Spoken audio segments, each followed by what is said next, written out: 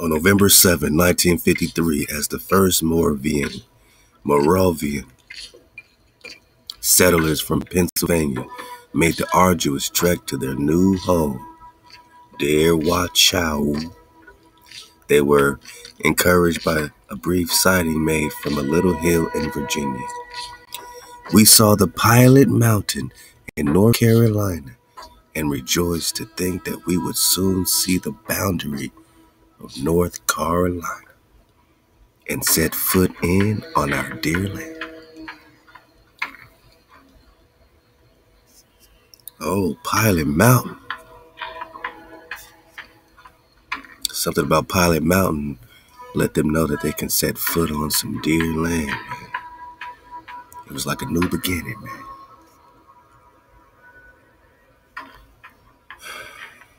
Oh, Pilot Mountain.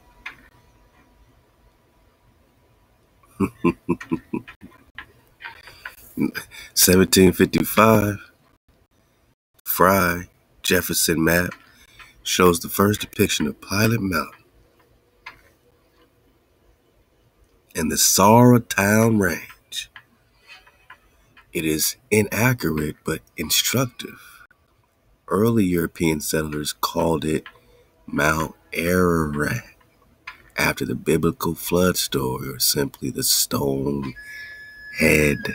Now, why do you think they gotta always, just like Prester John, they gotta be like, well, it's a myth, but according to mythology, it's inaccurate but instructive. They ain't gonna tell you why it's inaccurate. They're just gonna say, yeah, trust me, man, it's not right, but there is Mount Ararat in North Carolina. And shout out to aplaintruth.info. We're gonna get it again. That dropped this gem. Had to look it up. Had to dig on this, man. So I've been digging all day, man, on Mount Ararat in this Pilot Mountain situation, man. It's crazy talk. I mean, we know we in the old world, but when things like this come out, or been out, you know what I'm saying, and we look at it with a dragonfly perspective, it's amazing. It's amazing the consistencies. It's amazing the validation. It's like you open up one investigation, another investigation opens up.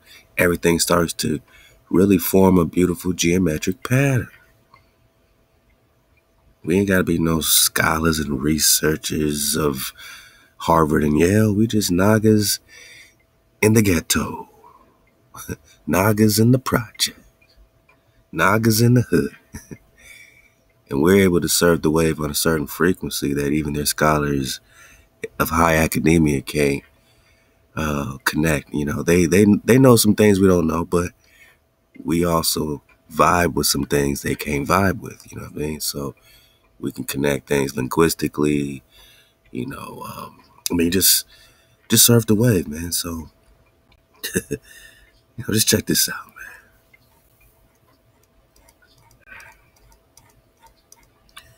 We're gonna start the story right here.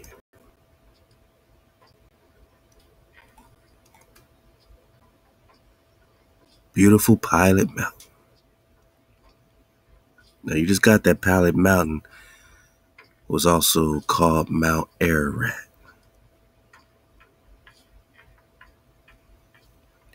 And if you know Mount Ararat like we know Mount Ararat, according to the book of Genesis chapter 8, that's where Noah's Ark popped off at, right? That's where they hit dry ground. Now, I'm not saying this is the highest point of elevation in North America, but it's one of the highest points in North America. And, HaWah don't got to set you on the highest point. HaWah is going to set you on a point that is fruitful for you, right? So it's not about us finding the highest point to say that's what Noah's Ark got to be. It's not that simple, man. It's really like, how fruitful is it? When you look at the waterways of North Carolina, man, and how all that really connects back to the Chickamauga Cherokee as well. I mean, this whole Cherokee story, man, this Karakatai, because the Cherokee is the Karakee or the Karakatai. We're talking about Black Cathay. We're talking about the melanated indigenous people of the Pure Land Promised Land. Now, I ain't tripping, right? This do look like one of those tree stumps, right? I mean, I can't make this stuff up. This do look like an ancient tree, you know, according to the way we've been surfing with mountains with trees. Okay, just keep that in mind. Keep that in mind. Keep the tree in mind.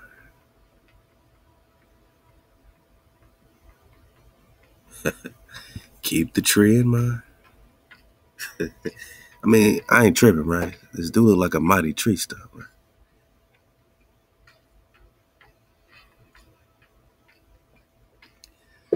Con.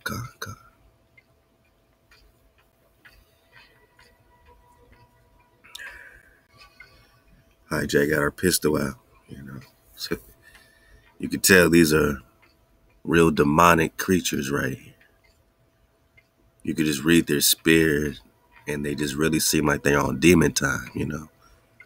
They just invaded somebody's land. The blood is still sizzling on the ground, and they're happy, boss. You see these same type of smiles when they're hanging nagas on trees, and the whole family's watching us being hung on trees. You see the same type of looks and smiles and comfort and delight. Real demonic, man. What you got a pistol out for? You want to shoot you an engine? You want to shoot you some engines? Some Native Americans? Some Nagas? They want to shoot them a nigga? Okay. Yeah. Oh, fear of bears. Oh, no, I think they want to shoot them an engine. Target. Shoot. These hijacks, man. Look at these hijacks, man. I can't tell what this is, you know. I don't know what's going on here. I don't know what's going on right here, folks. I don't know what's going on over there either, man. It's not, I mean, this frequency ain't ancient to the Americas, right? This is what we're dealing with, you know. I want y'all to understand what we're dealing with. Now they want to be all about hip-hop culture. Now they cool with baggy pants, right? Nah, this is how they came, man. This is how they came. Whew. Oh, yeah, man, we're talking Pilot Mountain. It's going to unlock a lot of things. It's going to unlock a lot of stuff. Look at this, man. So for the sake of wave surfing, I mean, this is the fifth wave. My Nagas is just popping off. Think of this as the actual location of Noah's Ark. And when you talk about Mount Ararat, you're not, talking about at least biblically speaking, you're not just speaking about one particular mountain per se. You're talking about really a mountain range. So there's a lot of mountains and mountain ranges, and we're just trying to zero in. So I'm not saying, this got to be the mountain, but could it be a part of the mountain range is kind of what we're saying. Back to the understanding that when the flood, hit these great, windows of water, coming in from beneath, from above, everything, right? It's all happening. The water's rising on the flat plain. Not all land gets submerged at the same time. And as the waters go down, not all land appears at the same time. And it appears, that America, India Superior, might have come out the primordial waters first. Love to a plaintruth.info, man. We're just surfing away, right? Go get the last drop. And that's according to a Harvard scientist, man, biologist, geologist. America's the old world. We're talking John Louis Rudolph Agassiz. First born among the continents, right? Now, this could only make sense on a flat plane, not a round ball. That's why orientation is so imperative. At first born, now you can see as the water is receding, the lands that are popping out first is where civilization's popping off first. And that's a body bag for the illusion that it's out of Africa theory. Because now you got to prove that they're on some higher elevation, man. You know what I'm saying? I mean, if you got the highest mountains popping off here, the biggest trees, tallest tree, everything's popping off, it's letting you know, man, that this is firstborn among continents. And we don't need a Harvard scientist, Harvard, professional, biologist, geologist to let us know, if we know orientation, that not all land is going to appear out of the waters first. So surfing the wave, with this Harvard biologist and geologist, is America the firstborn continent coming out the water? That doesn't make it better than the other places. We saying that it's all connected. It's all happening. Africa, America, all these lands, plus many more lands, are still connected. That's one body, right? You don't got to separate the body. We're not in competition. We're just in an investigation to get clarity so that we can all be on the same page, right? The same flow, and stop putting each other down. If we say we indigenous, say, oh, well, you just trying to running from your Africanness. Nah, we saying this is ancient Africa. This is ancient Egypt. This is the firstborn continent out of the primordial waters. Everybody should get down with that. Everybody should be seeing clearly. So you're not running from America. On the flip side, anybody running from Africa and our African heritage. On the flip side, y'all are running from your ancient India superior Amaru Khan, Kalelu's royal Israelite heritage that popped off right here because it's firstborn.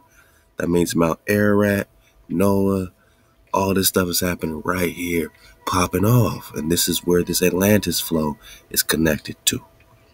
We keep asking the question, did Leviathan sink Atlantis? I think Leviathan could. You're talking Levi, HaWah's dragon, the creator's dragon. We popping off, man. Are y'all with me, man? I'm just popping off right. I'm reaching maximum pop offness right now. Y'all with me, man? You think this is irrelevant, man? Your orientation? You ain't got time for it?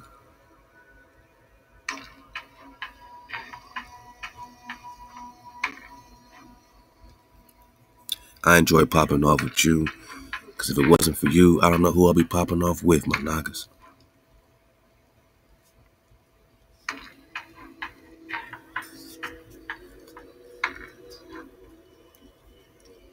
Nagas got so many defenses up. Nagas been so hurt.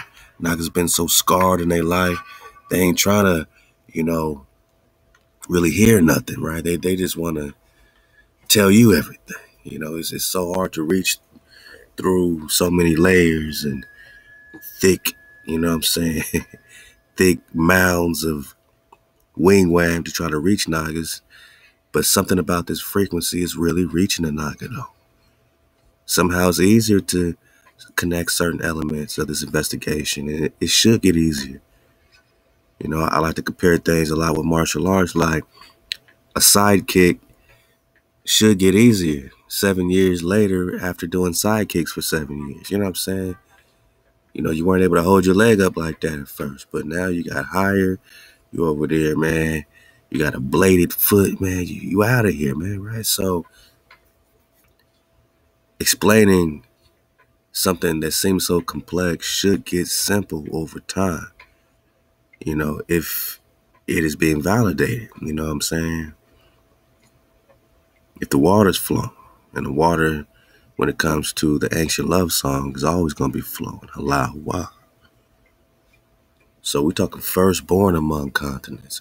America has been falsely denominated new. In other words, there ain't nothing new about America. This is the ancient firstborn world. Hers was the first land, dry land lifted out the waters. Hers was the first shore washed by the ocean that enveloped all the earth besides. And while Europe was represented only by islands rising here and there above the sea, America, Atlantis, already stretched in an unbroken line of land from Nova Scotia to the far west. Far west. Who was Prester John? They found you in the far west, which is really the far east. You know what I mean? We're just talking orientation. You know, I'm not saying literally this is east and literally this is west. We know that we have our own indigenous orientation. We know that east and west is really clockwise and counterclockwise. You know, north is the center and south is everything outside the center. You know what I'm saying? Away from the center. You're talking the whole entire Antarctica is south, but it surrounds you, right? So all that is south. East and west is clockwise, counterclockwise. North is the center. Your compass is always going to point to the center of this landmass, this particular earth pond, right? So firstborn, my naga is firstborn. So I'm just saying.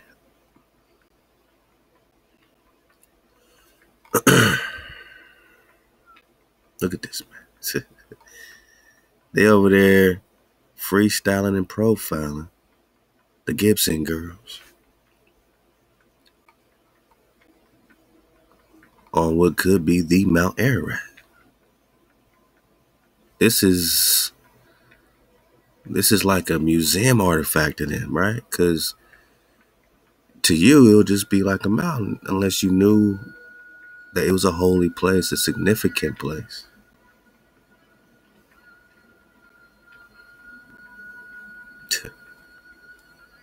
Man. This was a destination, right? This Pilot Mountain. And why would it be called Pilot Mountain? Pilot Mountain. Who was piloting, right? I'm gonna have fun digging on this, man. You know what I mean? Because it's just, you're gonna see so many coincidences that you're like, nah, man, like it's gotta be the spot. I mean, why would they call it Pilot Mountain, man? They're gonna have all kind of their reasons, man. But just think about it in terms of a ship. We're talking ships. A ship has a captain, or, you know, they might call a captain a pilot. All right. Or Noah's Ark is like a spaceship. I'm gonna go there because my nog in the back of the class was like, hey, drop, this could be a spaceship. From my nog in the back of the class, I hear you, man. This could be a spaceship. All right. You know what I'm talking about, you know, ship, man. It could be a boat or it could be a ship in space. Either way, there's ships in space.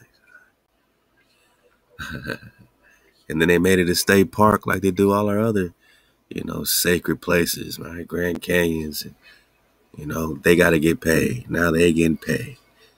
Now they got to get paid. You got to visit it, pay some admission fee. Hiking trails, places you can go, places you can't go. They got Little Pinnacle. They got Big Pinnacle. Pinnacle, right? All right.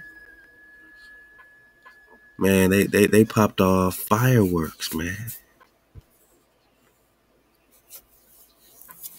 To celebrate them, you know, turning the place into an amusement park.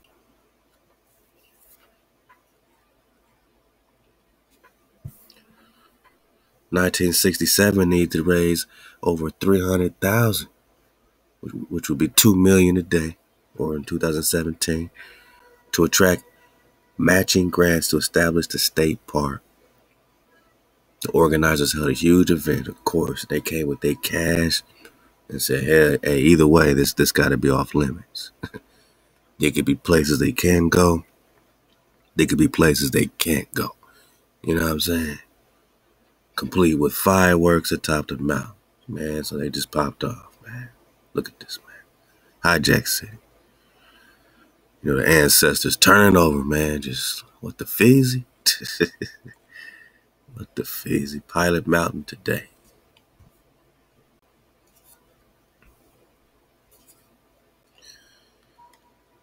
So they're going to show you some stuff, but they ain't going to show you really anything. You know what I mean? Most of the best pictures taken on the pilot are taken from the overlook of the top of the little pinnacle. All right. Okay. Looks like, oh man, where's the homie Mud Flood, man, University, man. We got, you know, we gotta look into this Mud Flood, man. Mud Fossil, man, you know what I'm talking about.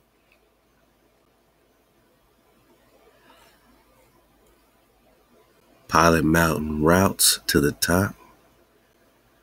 It's like all these different routes that get to the top.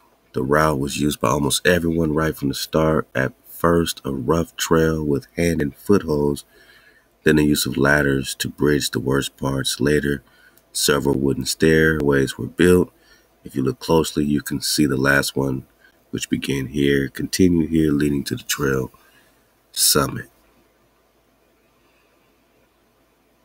Popular routes to the summit before climbing on the big pinnacle was prohibited. Oh, no, you can't climb over there, boy. Certain places they gonna show you, some places they ain't gonna show you. Oh, it's old pictures. Man, you got a tree stump popping off here, man. That's all I'm saying. All right, man. So, hold up, man. We're about to get into it. This is just the intro.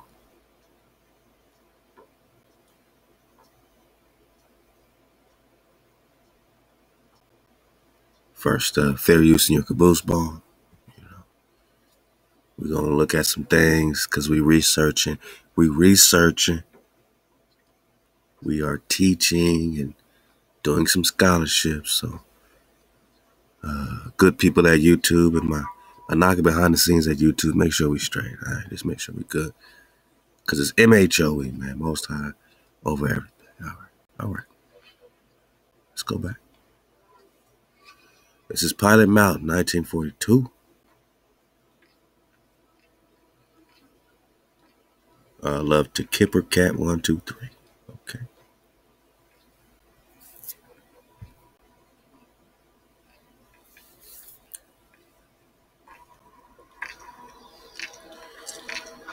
Well, if I'm gonna let it play and then I'm gonna bring it back. You know?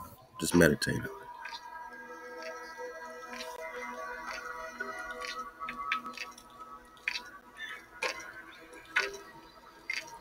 Bunch of hijacks over here. Hijacking Mount Ararat, man. Looking for Noah's Ark. Hijack City, man. Like a hijack feast, man. Wanna go hang a noggin. Wanna go shoot them an engine. Do hijack things. Making money off our complete forgetfulness, man, of who we are. Oh, don't fall, hijack. Don't slip off the cliff, hijack. Don't go crazy. I don't see no hiking boots on you, hijack.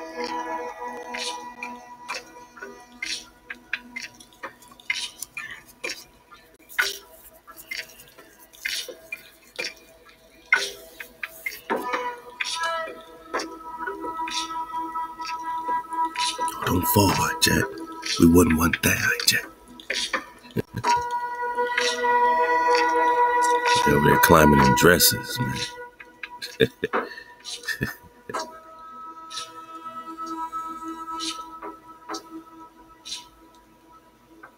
Straight hijacks.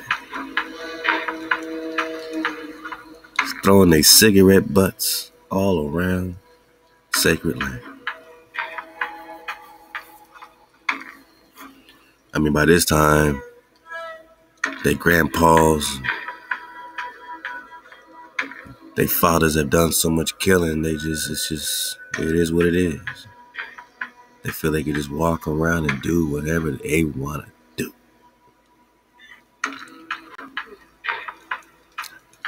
This is heaven for the hijack.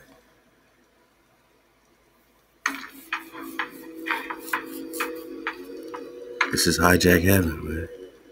Look at him. He's happy. Happy for no reason. He's happy. Glad that they're not being destroyed by plagues in Europe.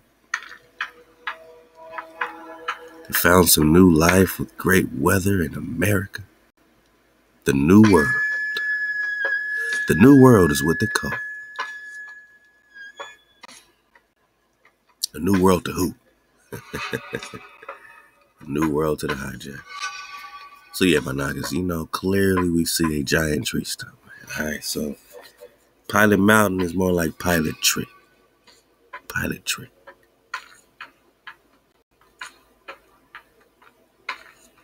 But is it the tree? Is it the mountain that Noah pulled up at?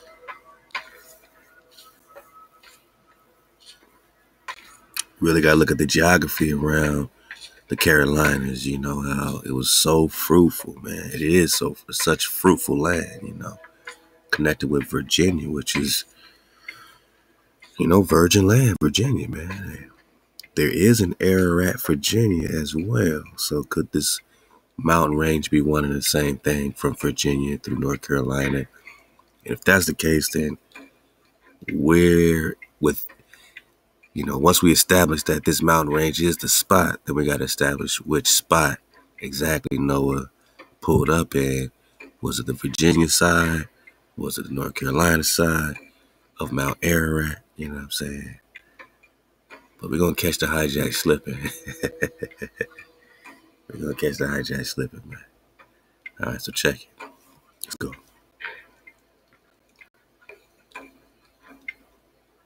And I'm actually about to talk about something, I would say unrelated, but it is related because we're talking about the Indians, right? So I love to Mac, man. Mac brought up a real important update on things. So hey, to the Aqua Mac, always popping on, always showing up. I know I don't ever like promote, when I'm gonna drop any type of live flows, but some of my niggas just are always there anyway, man. Like they just there, man. So y'all know who y'all are, man. And we will get more of a schedule. I'm thinking about opening up our channel membership feature. I haven't even, looked into it or thought about it before, but it's a good way to raise funds for Joy World for building. We can do fundraisers over there, belly flop fundraisers where you bring up topics like Mac just brought up that we're gonna dig on, and things like this, man. And we can do that and do more lives, just for the members flow. We'll make it something very reasonable, like $1.99. Maybe like, yeah, $2 a month, man. All right. All my niggas that can rock with $2 a month. That'll be a great, fundraiser for us. And then we'll do fundraisers within that and just pop off, great topics, man. Great discounts, to the drop shop, MHOE, all that flow, just by supporting us, man, and putting in that $2, man. $2 make you holler on the trail, man. $2 will get you on the trail, man. So, but yeah, we're definitely thinking about doing that, maybe starting next week, so we can flow with more live flows. But some of my niggas always there in the lives, and I really appreciate y'all, real talk. Your energy is always amazing, no matter how many people, are there to show up for. But we'll start doing more announcements, man, and look out for the membership, the drop membership, man. $1.99, my nigga. We popping off. We out of here, man. We on the trail. Oh, we on the Jamoki trail. We talking about Pilot Mountain, Big Pinnacle, Little Pinnacle, right?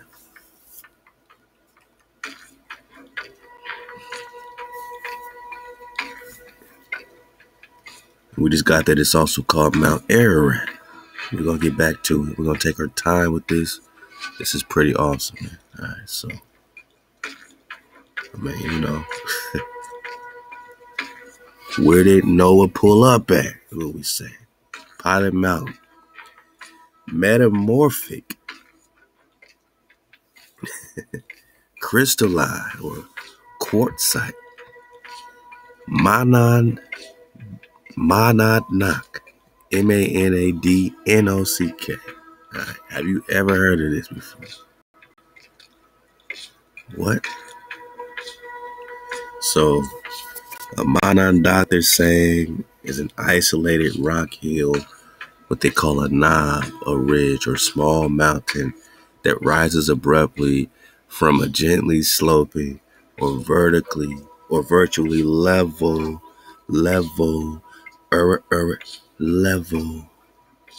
like they call the tabletop mountains, right?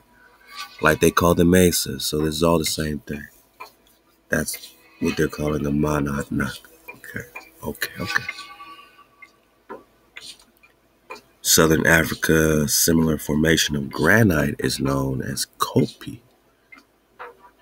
So they're getting granite, you know, this type of crystallized materials, or this quartzite, hard, non-foliated, metamorphic rock, which was originally pure quartz sandstone.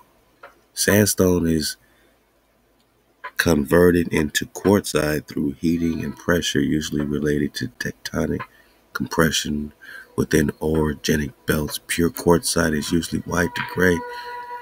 You could do a whole drop on quartzite, and I'm sure you're going to get a whole lot out of that. And you got to think, this whole mountain is this quartzite, right? Because Pilot Mountain is a metamorphic quartzite Monadnock. That's what it is. It's quartzite, all right? Rising to a peak 2,421 feet. Did HaWah have Noah pulling up on the quartzite, my nigga? Right up on the quartz, right up on the crystal to get that vibration above sea level, because the sea level had to drop after the flood. In which level place was Noah assigned to pull up to? Which level place? We're talking level. We're talking Monadnock, which means we're talking virtually level surrounding plane. Virtually level surrounding plane. It just abruptly rises like a landing pad, right?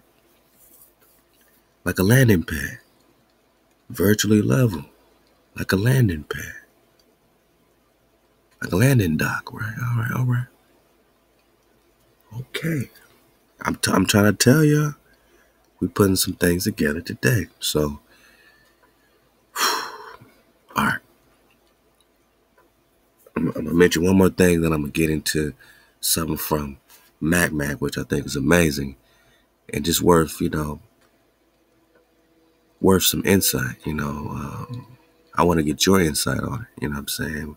I'm not doing this to show you something or teach you. I want you to show me. You know what I'm saying? I want your opinions, man. Leave a comment, just like Mac did, and we'll get to it, my naga. When we get to it, man, we're gonna keep building, because brick by brick, we're gonna rebuild our house, man. Did HaWah have Noah pull up on this quartz, man? 2,421 feet above sea level.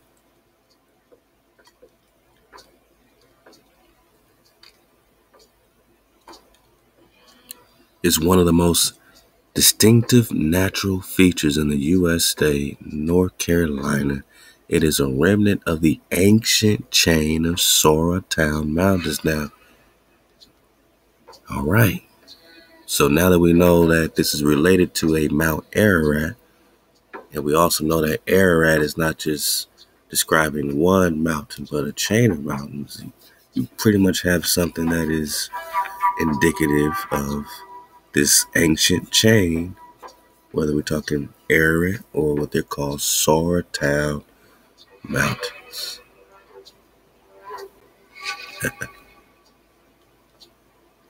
Yeah. Soratown Mountains, which are sometimes called the mountains away from the mountains, are an isolated mountain range located within Stokes and Surrey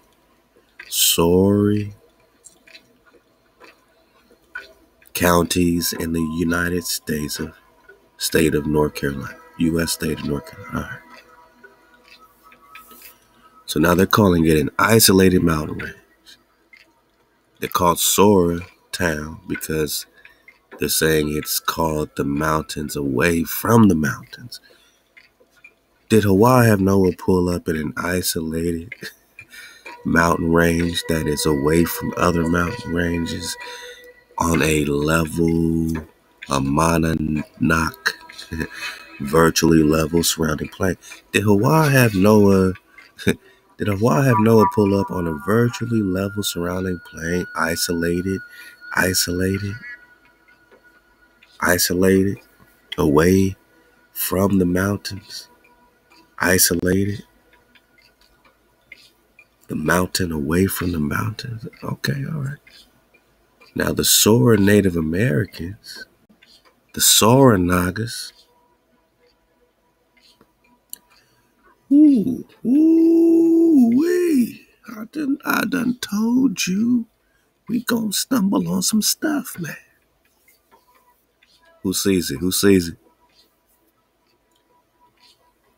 If you see it before I see it, matter of fact, if you see it right now, man, just do me a quick solid and just leave a number 9 in the comment section.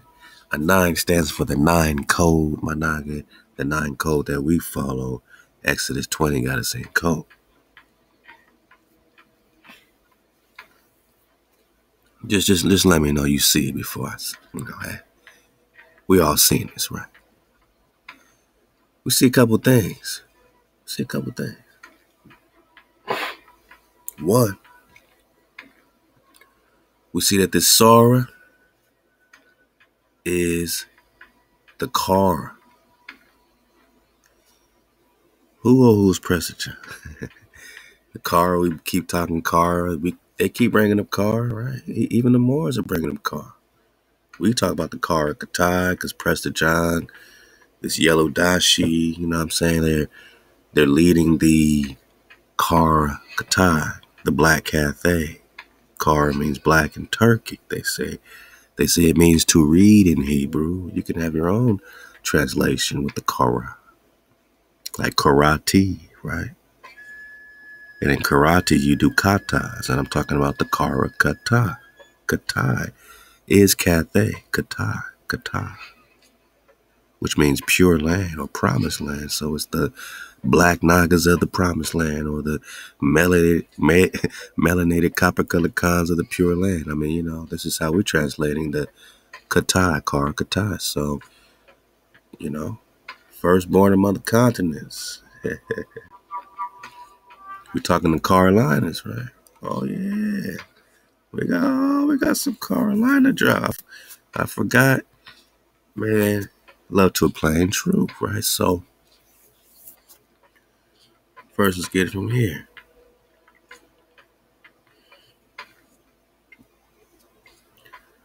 Man, this is the best belly flop of all time, right? So the root word of Carolina is Coral, right, which means black in Turkey. In Arabic, Lena refers to small young palm tree. We dealt with this in Prester John 1:18. I'm just gonna keep going. All right, so all right. They're talking tenderness. There's also a Mount Ararat next to Paradise, California. What are the odds? What are the odds? Man, we talking Cali? We talking Carolina? We talking Virginia area? We on an investigation. We're not, just looking in one place, you know what I mean? But understand, we talk car. They're also talking car. I'm going to come right back to this. Coming right back to it.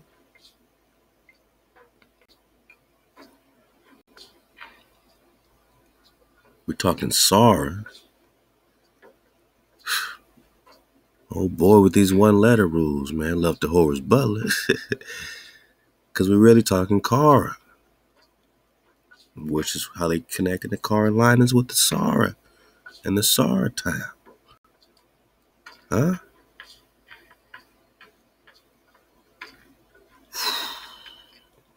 You're going to see how this also connects to the Chickamauga. Because you're just talking the Cherokee, because you're talking the Kara and the Cher. They don't say Cher. It's the same CH as this CH here. Kara. Now, who put the S on it? You know, why? You know what I mean? We're talking Kara. And even if you take the S off the Sara, you know, you got this aura situation, like the Ararat, like the aura. You got aura, right? Aura. It just some word magic, right? So, Kara, aura, Hara, aura, were a Siouan speaking tribe of the indigenous people of the southeastern woodlands in the Piedmont area of North Carolina, Carolina, near the Saratown Mountains, east of the Pilot Mountain, north of the Yadkin River. Now you also see Sarah, and they were calling us Sarah's sons, right? Sons of Sarah, sons of Kara, like the Karakatan, like Karate, like the Cherokee or Cherokee. Let's go. Just having fun. Now, the Sara Native Americans, the region's earliest known inhabitants, called the mountain what they spell Jomeokee, Jamoki. Now, we know these J's are new, so what was this really pronounced? You know what I'm saying? But they got the key at the end, or the ka at the end. Jomeokee. All right. Meaning great guide. Ooh-wee. So we're talking pilots and great guides. Now, wouldn't Noah have to guide, be a guide or a pilot on this ship? Huh? Is the great guide referring to the pilot itself, or is it referring to HaWah as the great guide of the ship? You know, what did this flat level, you know, situation here, this quartz and this flat level piece of quartz have to do with guiding Noah's Ark? Is the question we're talking about. The big pinnacle, the little pinnacle. It said, you know, they call it the knob, right? And there's even something called the Moor's Knob. Yeah, the Moor's Knob. Around this area as well. Just look up Moor's Knob. Okay.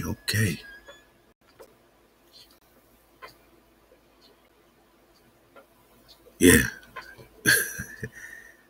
Yeah, we're going to come back to this so we can go more into the Jamoki Trail, because it's going to connect to this mountainous to sea flow, which is going to connect to this Clingman Appalachian Trail flow we're going to get to as we go.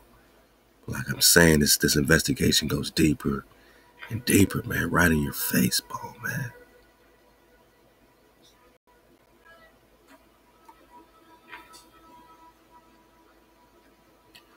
Mount Ararat, a snow-capped inactive volcano in eastern Turkey. So this is where they want to put it.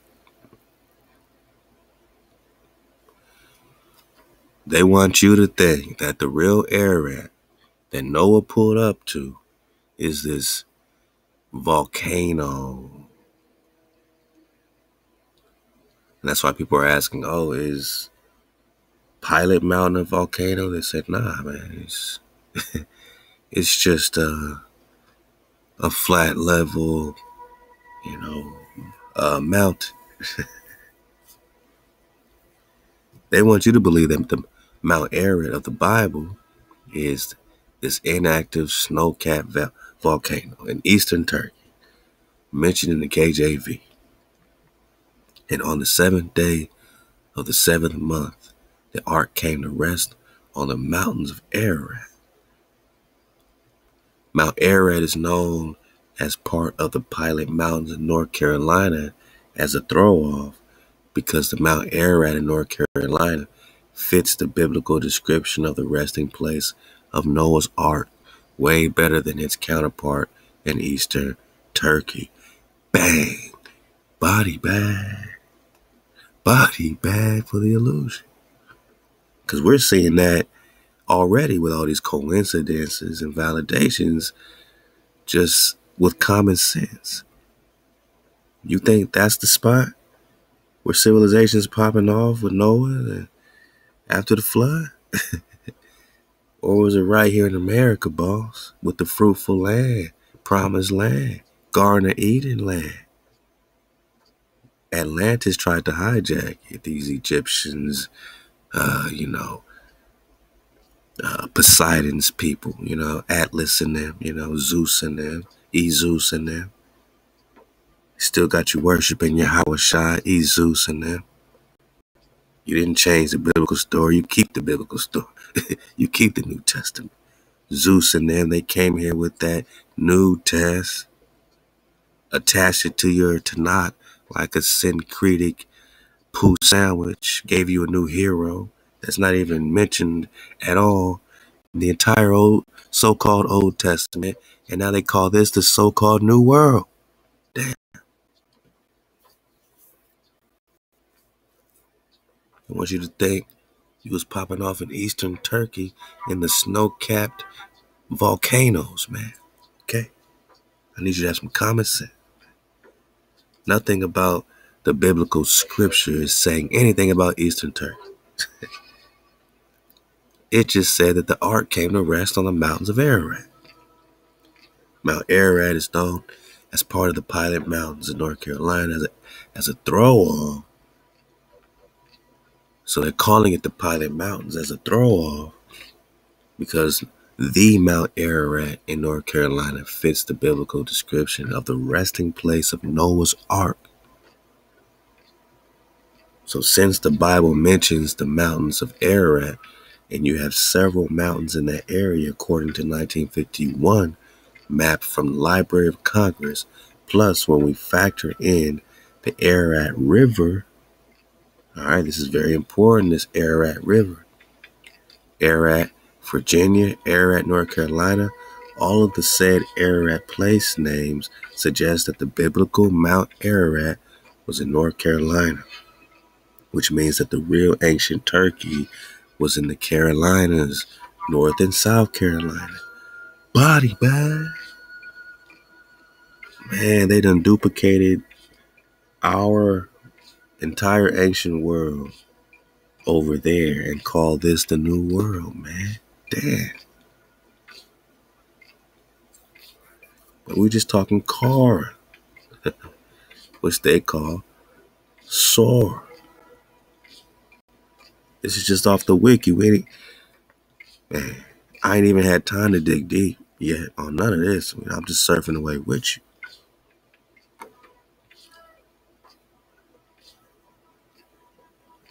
What's the Sara? It's the Kara, boss. It's the Kara. Whoa. It's the Kara.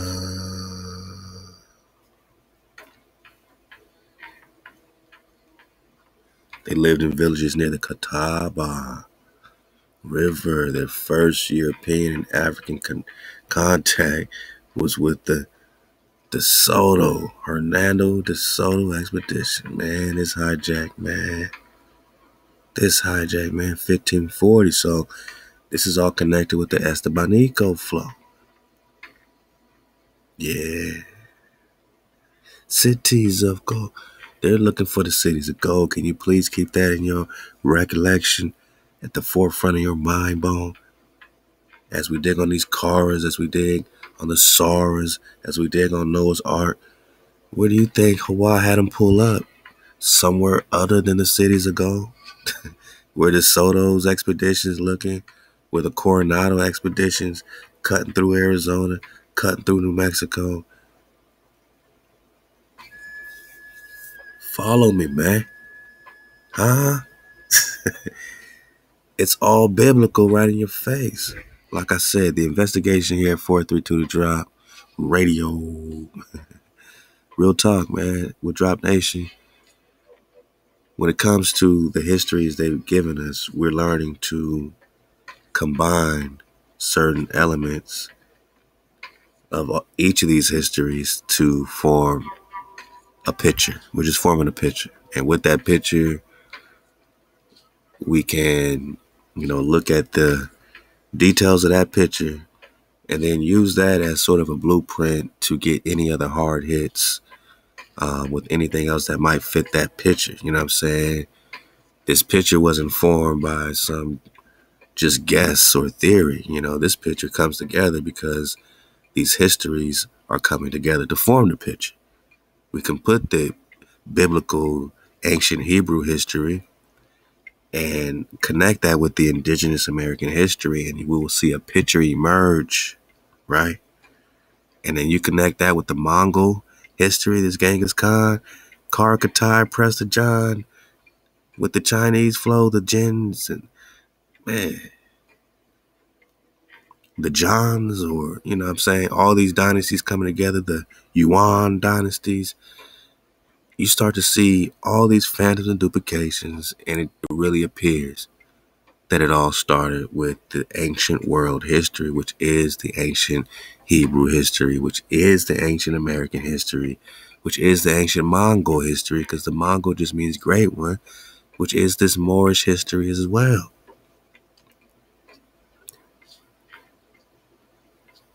Yeah. Then you tie in all this Hindu history, and you're still going to find the King David flow. I mean, watch how we just flow with this, with the biblical flow, indigenous flow. Watch this, man. So, and the Mongol flow, because the car, we can connect the car with the car Katai. That's the Mongol flow, right? Just see how this picture, using that blueprint, Manaka, just using the blueprint, can give us the hard hit. And the hard hit forms an even greater picture. And we've been able to form greater and greater pictures of what things could be. And don't come over here and tell us that's not what it is. We searching for what it could be. Get out of our classroom, man. Go over there with, with the hijacked public school education, man. You know what I'm saying? Go over there with people that don't like asking questions, man. But over here, we on an investigation. When we see Kara, we see karate, man. We see Kara, right? I'm not the one talking Kara.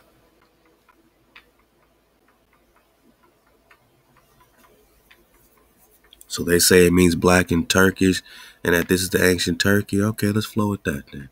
Black, okay. We know what they mean, right? All right. Copper colored people. Okay, let's go. I'll just say black so we know what we're saying. We're talking Pilot Mountain, land of black people, man. Because we're talking Carolina, right? South Carolina, or North Carolina. Kara people are what? Black people, okay. Also known as the Sara, right? Or the Saracens, right?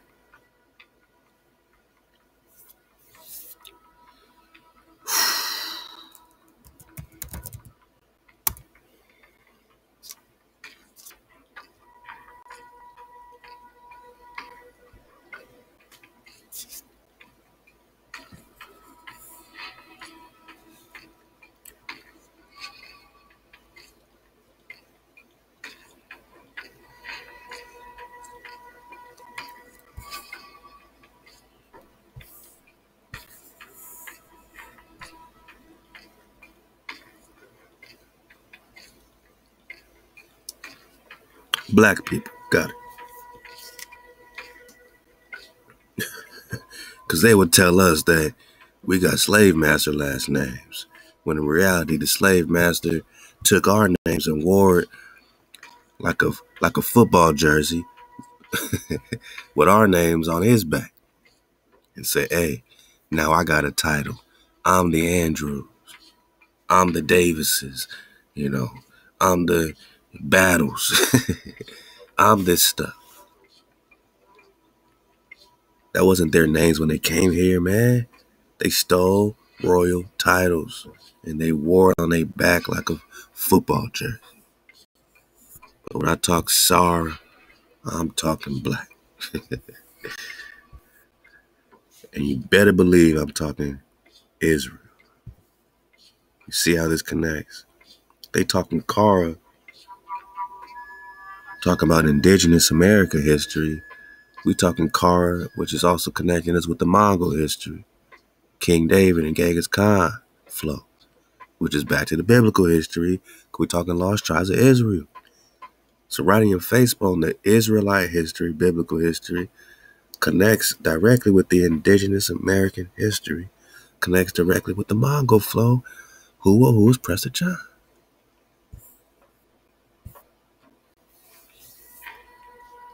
I mean, he must be real car, real car. Prester must be a real car.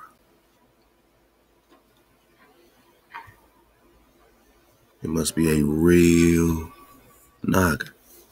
Red Ruddy car.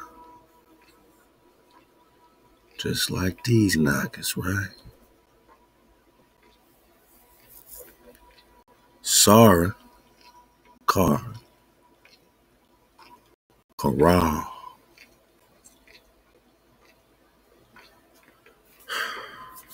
Kara people, also known as the Sar,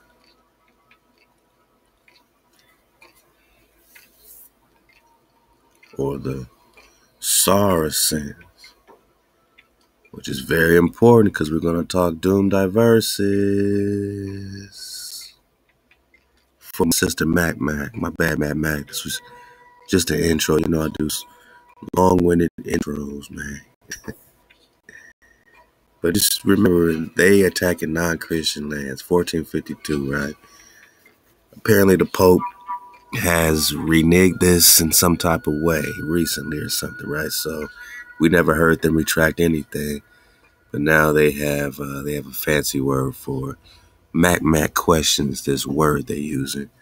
But just know that this is their battle plan. They didn't write this so that you can read it. And these aren't white people going against black people. These are so-called royal black families in Europe conquering these Kara, these melanated tribes of America. This was a black on black war, or more on more war, whatever you want to call it. This was some nigga stuff, all right? And they used other people, and now they hide behind them today. But it's a lot going on. I mean, we know what Charles Kento looked like. We weighing all and singular the premises with due meditation, and noting that since we had formerly by other letters of ours granted among other things free and ample faculty to the aforesaid King Alfonso to invade, search out. So what happened to the Kara, the people of the Carolinas, the Sar? What happened to all these tribes that they're over there posing and taking pictures, walking around carefree, but still holding their, they still strapped, right? They still got guns and rifles. Their people, since 1452, even way before, obviously, we're doing the worst. They were here grinning because they're from the worst. HaWah said, I'm going to send the worst of your heathen. Your land's going to be trodden down by the Gentile.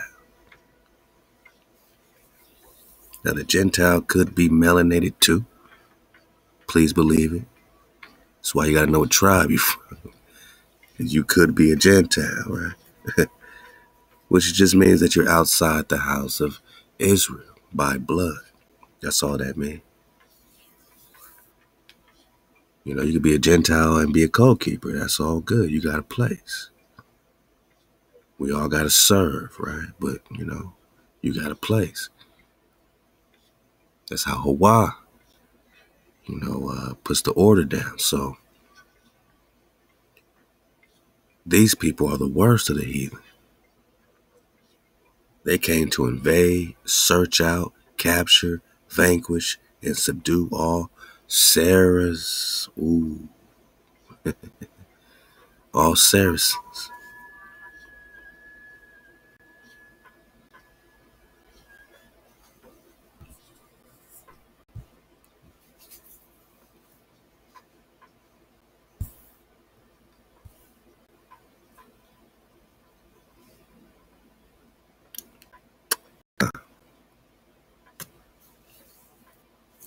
All Saracens. Con. Because the Cara, like the Carolina, or the Katai, or the Key Cherokee, like the Chickamauga,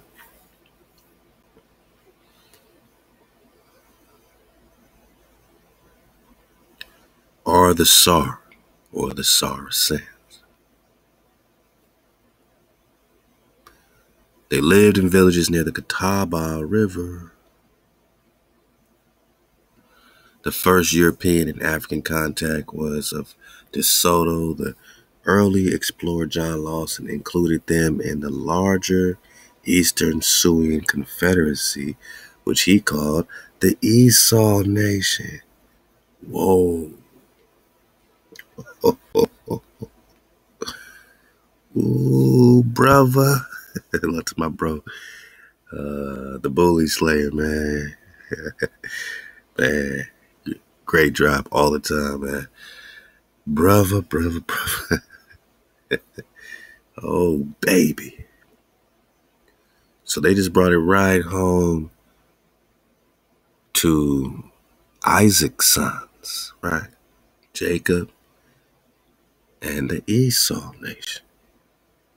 Now, just because John Lawson included them in his flow of the Esau Nation doesn't mean that, all this was, Esau or Jacob or this or that.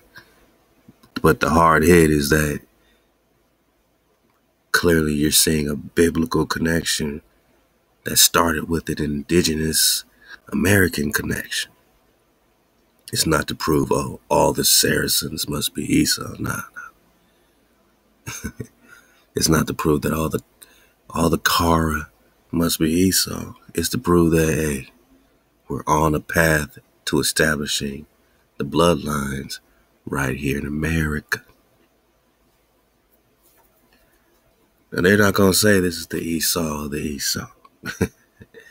going to put a W instead of a U. Right? But we done dug on the Catawba before, and its connection with this Essa, Iswa, known as the Catawba Indian Nation. And, there's this Issa flow, which is real funny when we talk about, their Jesus connection and how they call that Issa, right? But we were just talking Joshua.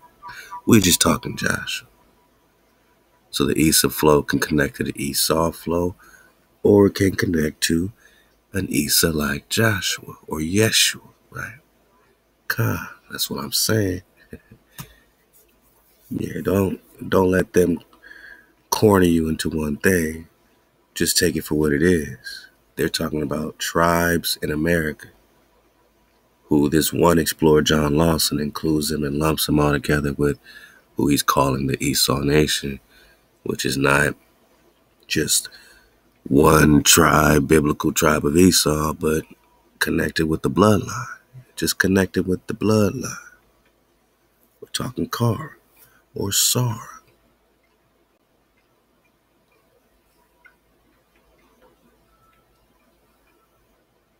They even put the she on it, man. Shula, Shwala.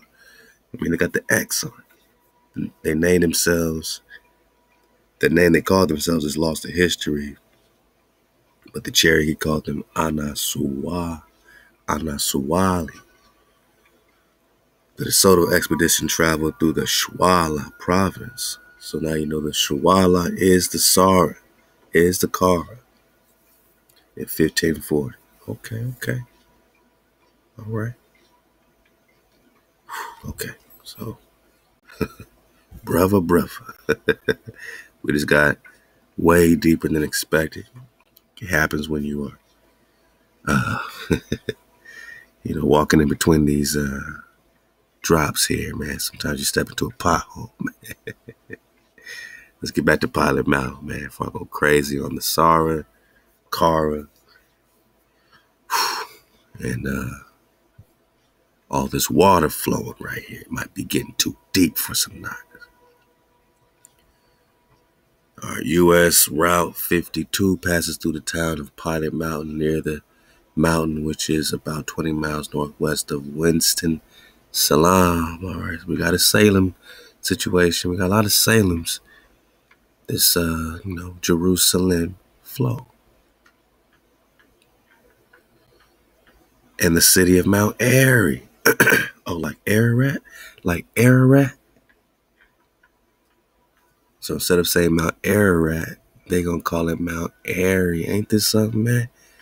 Managa, why not just say Mount Ararat? But, it's the city of Mount Airy. Well, where's Mount Airy? Oh, it's just a small city. Then why call it Mount Airy? It's just a play on words, man. They just talking Mount Ararat, because that's what the Pilot Mountain is, man. So we're going to come right back here to the Jamioki Trail and see where that leads us. Maybe to the mountains to see.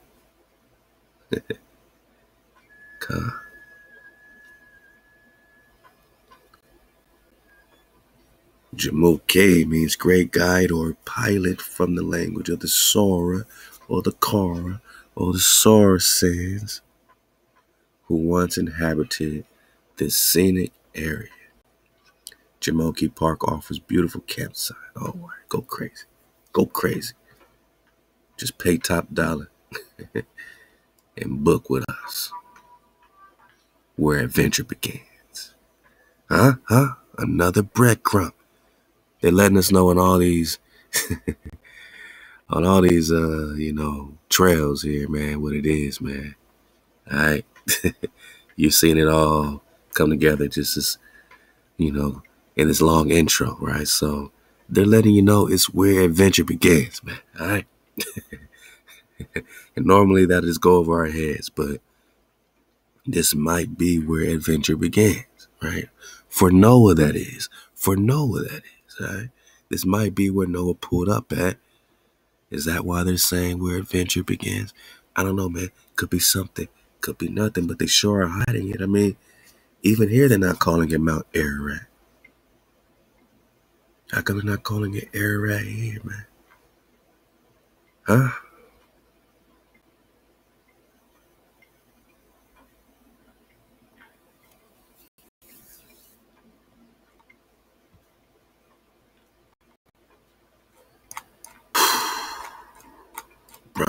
Brother.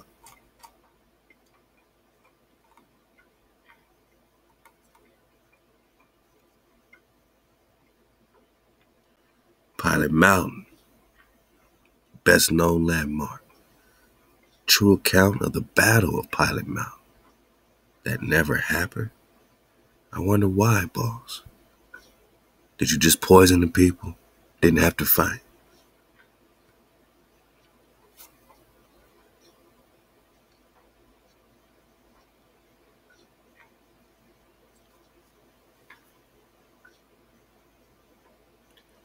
Wow. In the beginning, once upon a long time ago, what is now the western Piedmont of North Carolina was covered by a shallow sea called Iapetus. Sounds like Yupit. Sound like what they're calling Jupiter, you know what I'm saying? Because they're just talking Atlantis, right? Zeus, right? Let's go.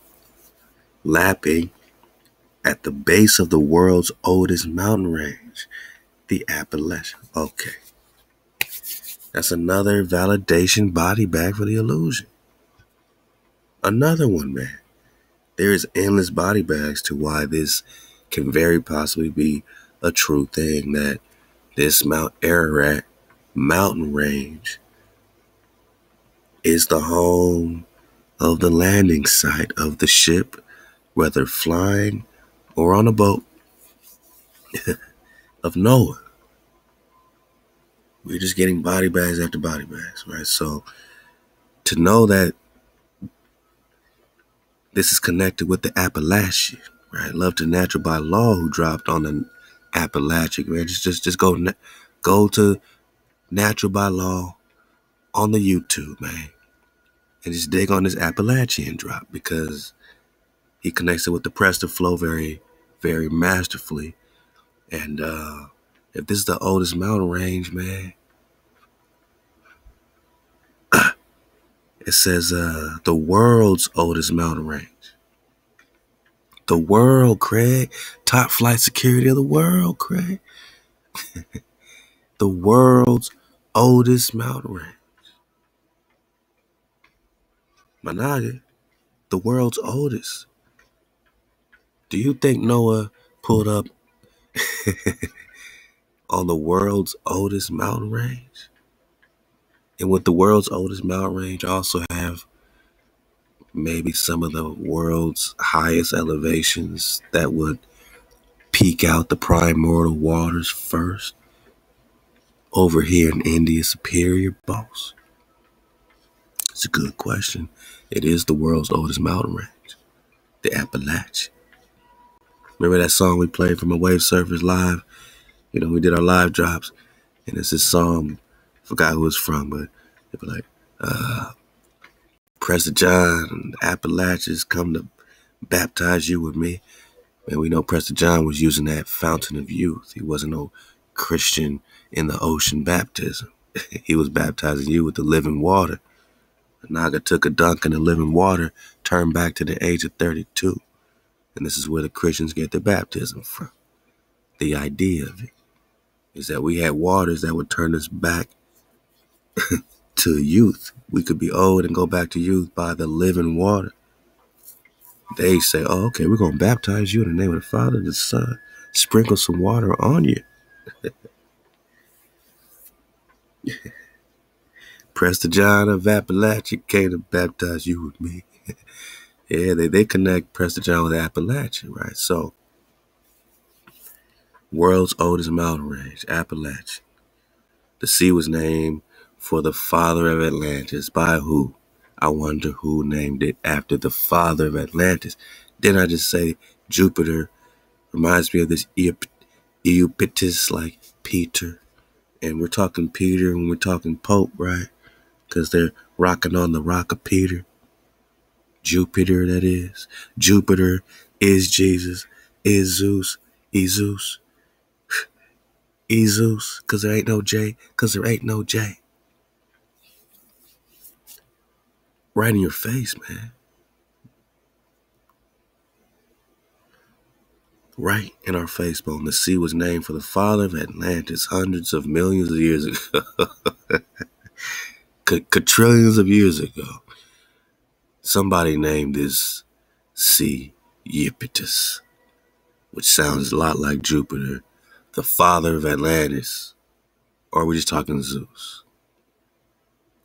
So this is the Zeus sea, letting you know we're talking Atlantis, boss, right? Right in America, right? Which means we're talking old world situation, right? Can't be a new world if we're talking Atlantis, is all I'm saying. They can't call this land a new world if we're just talking Atlantis. It's the old world. Father of Atlantis, Atlas, Atlantic Ocean, right? So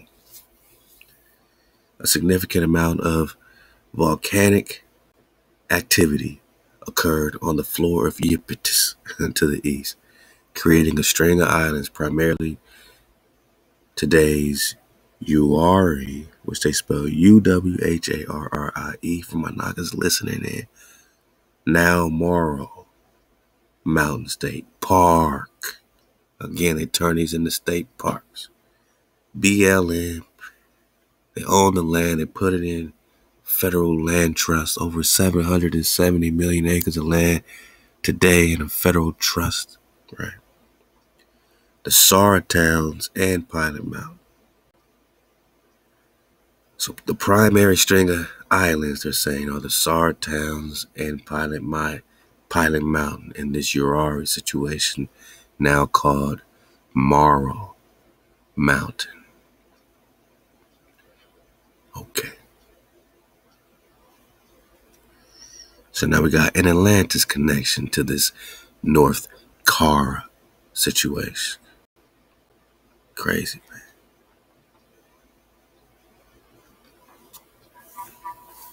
Okay. All right.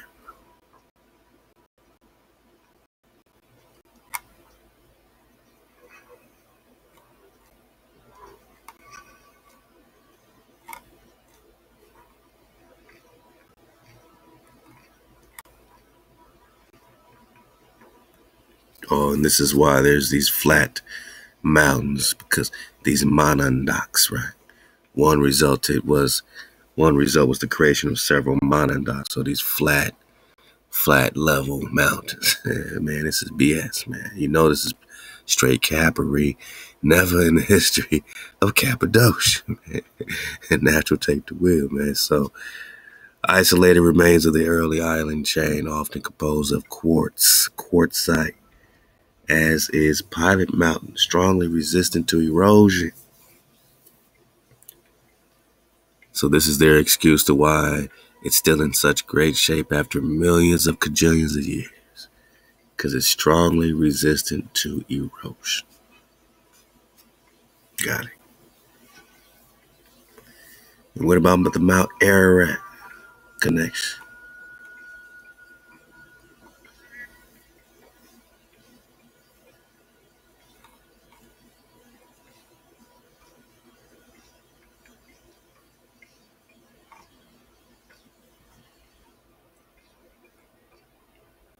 Okay.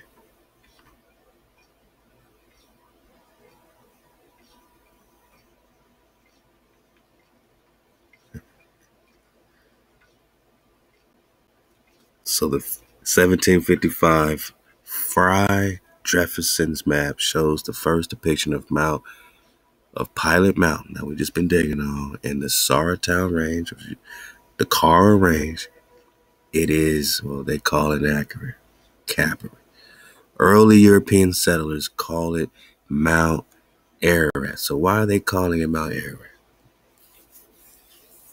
Why out of everywhere? We ain't talking about no Mormons in Utah. Oh, the Mormons just named it after the biblical stuff because now they came here and they knew where they were.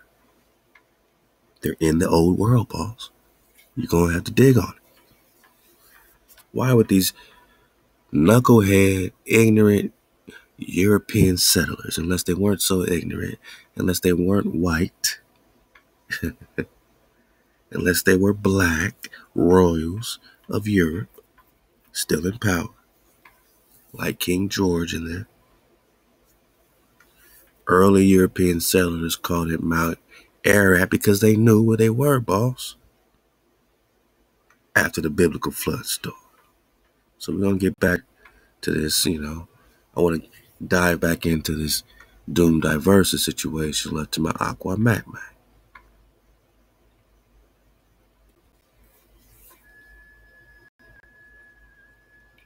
Wow.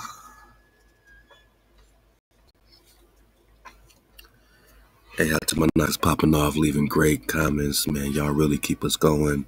Y'all really keep the drop going.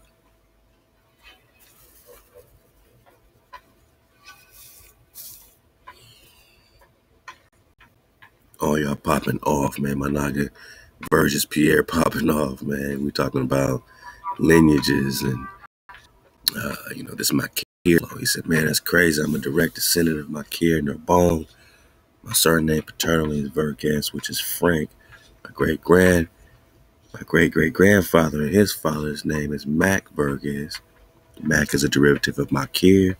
Their middle names were Thaddeus, Theodore, and we've always been from here, not Africa. Also, those Roman rulers in America were originally from America. They knew where home is no such thing as coincidence. Shaking my head how we've lost so much, but we're regaining our memories. In no time, we'll get back to our original place and right on this land. Straight up, man. Either I'm making it up or it's a strong coincidence, LOL. Also, I found these records of my paternal ancestry on the Ross family tree. Oh, man. Jewish, they have it named. I'm descendant of the Roos family tree as well. I'm not just talking about that Roosland, that Rossland, right?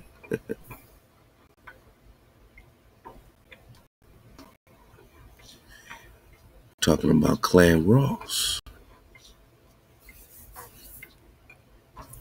which means we talking the Ann Roos, connected with the kings, the queens of Israel, Jerusalem,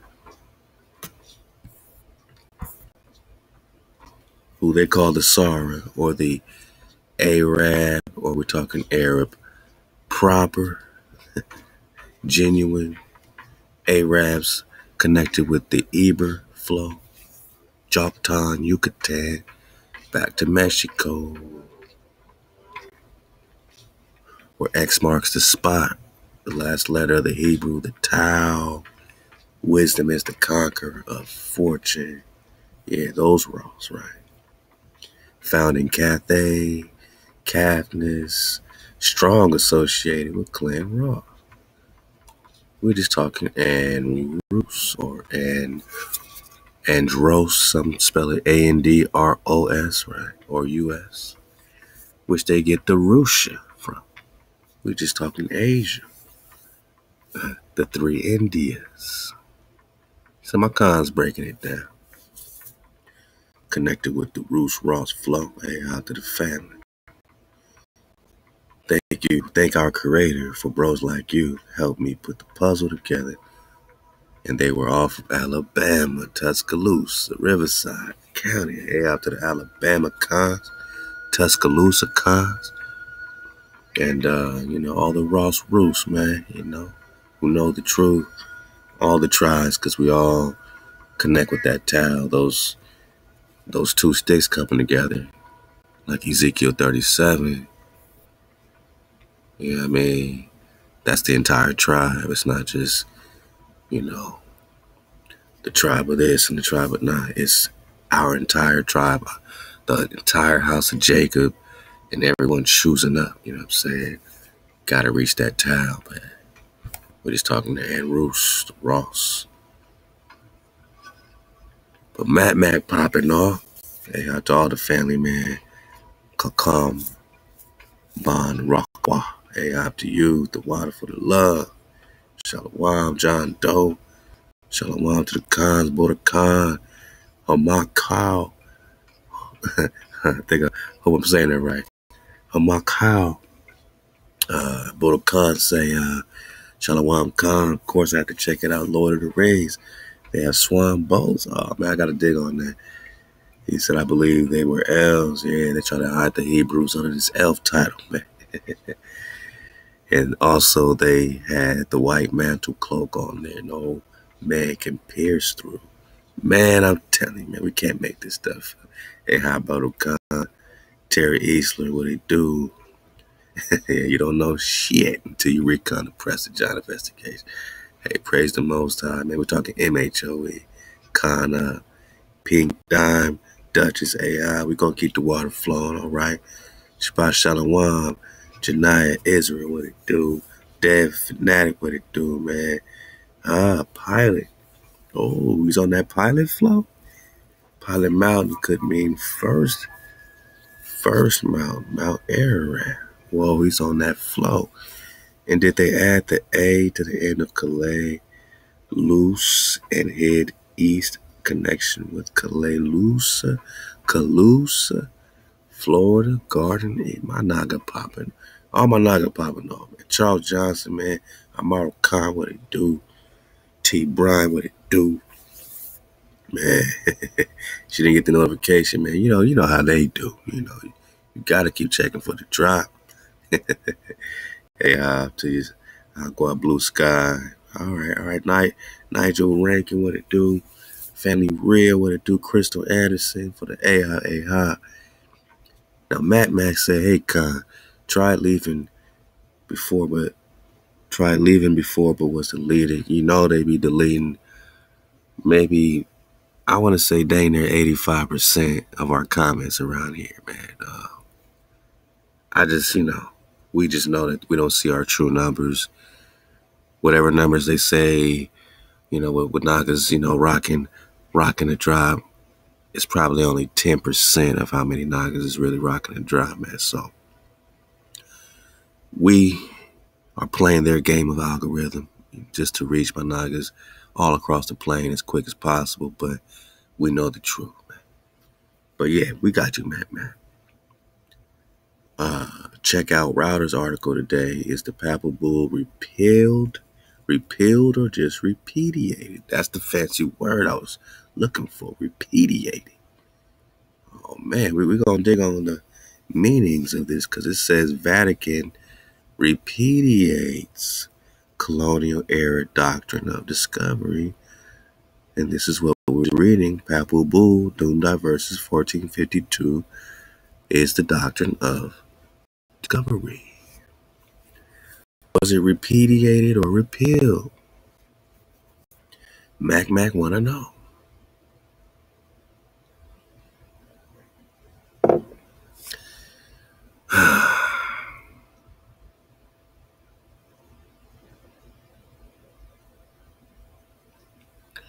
Well, if it was repudiated, for them to say it was repudiated, they're pretty much saying, okay, we're casting it away. We're going to reject it. We're going to discard it. They say to put away, to divorce as a wife.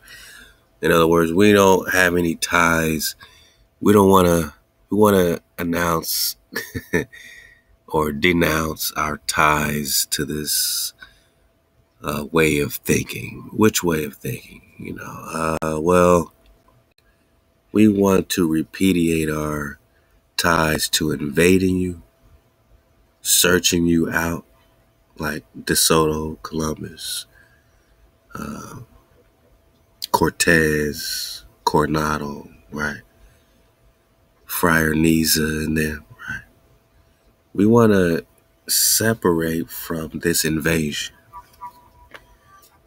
Because if we don't publicly separate, then we're still technically actively invading. And we don't want to on paper be invading you no more. So we're going to cast that away.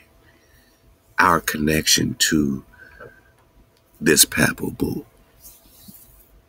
This bulldog, this bullshit, you know what I'm saying? So to invade, search out, capture, we want to repudiate. We want to separate from the capturing of you indigenous Americans, Israelites. We don't really want on paper for them to know that we're capturing Israelites, vanquishing Israelites, subduing all Israelites, because we're talking the Sarah or the Car. And who we call pagans because you're not down with Zeus, you're not down with Jupiter, so you're enemies of our anointed, because Christ in Greek means anointed. And their anointed is Zeus, Jupiter, bang, right? So, got it? If you're against Jupiter, Zeus, or Jesus, same person, then you're the enemy, right? So wherever wherever so place, we're going to take your kingdoms, but we want to repudiate, separate on paper. We want to separate on paper the fact that we're taking your kingdom while hiding the fact that you have kingdoms. We moved into your castles. We took over your kingdoms. Which kingdom? Kalaluz, the American Empire of Kalaluz, India Superior. Jerusalem, you know what I'm saying? Zion, Eden, Quivera, Eber, Antioch. We want to repudiate, separate, divorce the fact that we're invading, subduing, and vanquishing the kingdom of Israel. And all your dukedoms, principalities, your dominions, your lands, your possessions, all movable and immovable goods. We want to repudiate, separate, divorce the fact that we're taking everything from you to this day.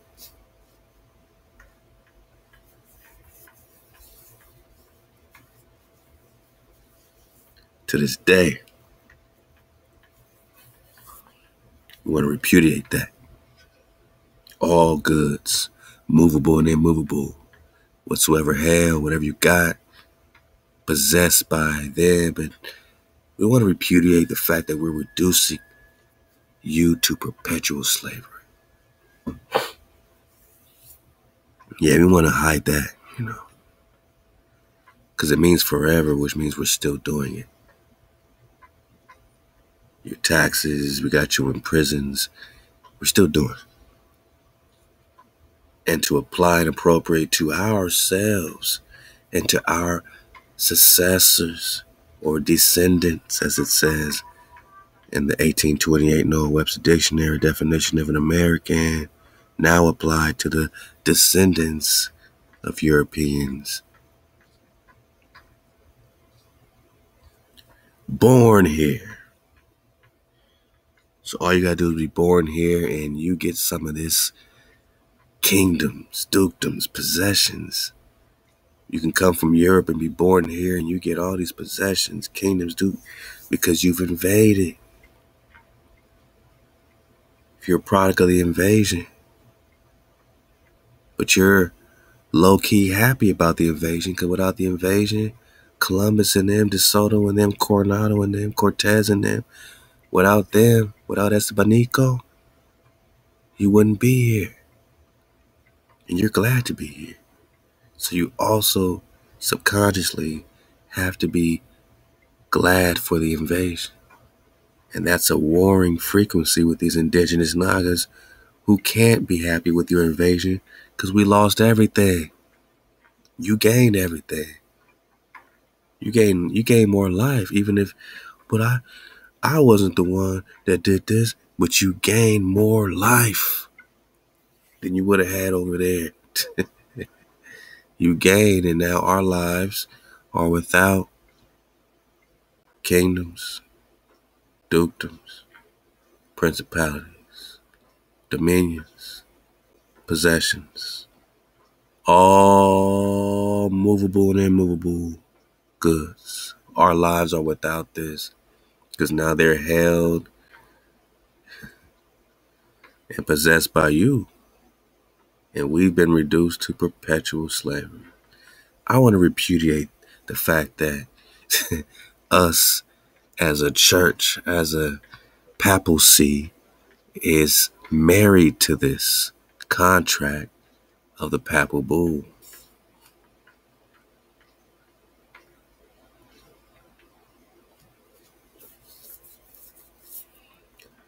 I want to repudiate the fact that it was issued from the papacy to reduce Saracens. They call Muslims in parentheses for a reason, because it ain't that. That's conjecture. And love to let us find the truth. Muslims etymologically means people of the promise. So we're just talking promised land any way it goes. People of the promise, people that submit to the promise. Perpetual slavery. I want to repudiate that because they want to seize all non-Zeus, non-Jupiter lands, and they come to Atlantis because Atlantis was already doing this. That's why it got, completely annihilated by Leviathan. So, yeah, the natives, the Nagas, got enslaved, right? Perpetually. I want to repudiate my connection to this marriage, this contract of appropriating to ourselves and our successors your things, right? And converting your things to our use and profit. We can't let you know we profited off of this. I want to repudiate that. But now it belongs to your people by his authority, not HaWah's authority. Lawfully, not HaWah's law. Acquired and possessed and doth possess. HaWah didn't give you these lands, these people, these treasures, these secrets, these islands, lands, harbors, and seas. It's not your right. They say, oh, if it of right belongs to us. It ain't your right. I think you know this. And this ain't the new world. And I think you know this. Mac noticed, Mac notices. She said, hey, Con, look, man, they keep deleting this comment, but Router's got an article that says the Papal Bull repealed or just repudiated.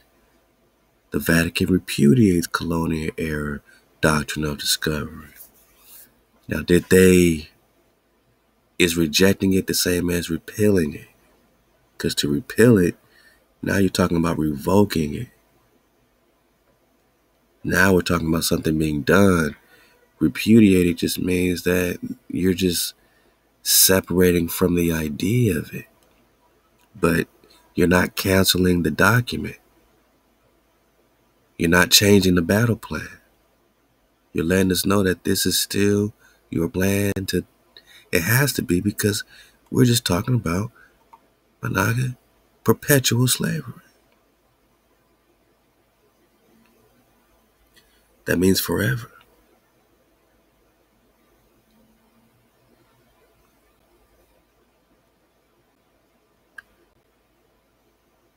They can't revoke it. It's perpetual. They can't revoke it. It's perpetual. Did they just repudiate it? Repudiate it? You know what I'm saying?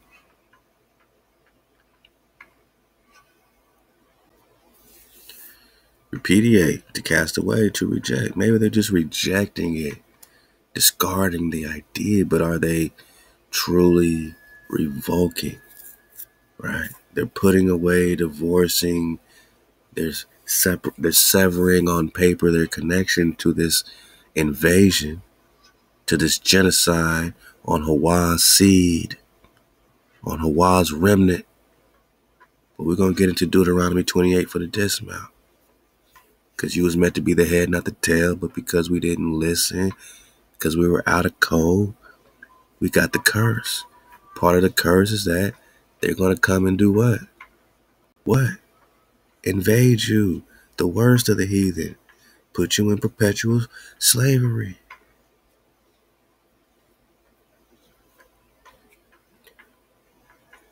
They're going to vanquish you, capture you, subdue all Saracens, boss.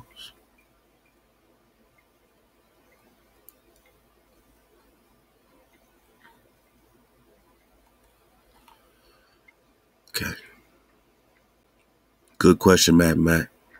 Good question. Because what does repealed?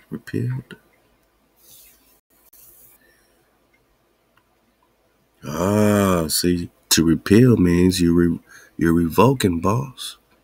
What does it mean to revoke? Or what does it mean to abrogate?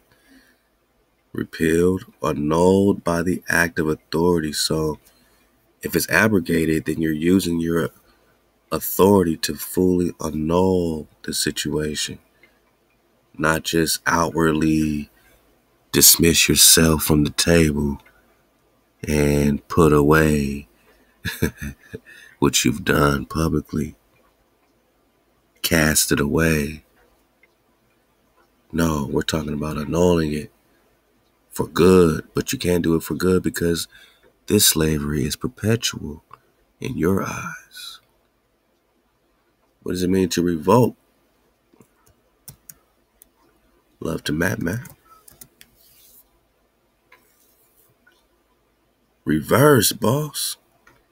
To revoke is to reverse. So to reverse it means that they're going to do what?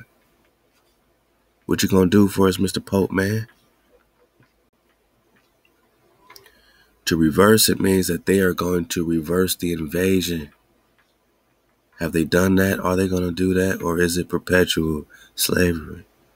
No, the Pope's not saying I'm going to reverse the invasion. Stop searching you out. Stop capturing you. Stop vanquishing you. I'm not going to reverse that. What's the reverse of vanquishing is to restore you. Are they saying they're going to restore you? What's the reverse of capture? That's to free you. Freedom. Subdue. Freedom. Let you rise. They're not saying they're going to let you rise. No, he's just going to repudiate it. Say, I discard our connection with that. But they're not going to reverse it. Mac, they're not going to revoke it, are they? They're not going to repeal it, are they? I don't think so. And I'll leave the router link for you that Mac was referencing. Vatican repudiates colonial era doctrine. Because it is a doctrine for us to be in perpetual slavery.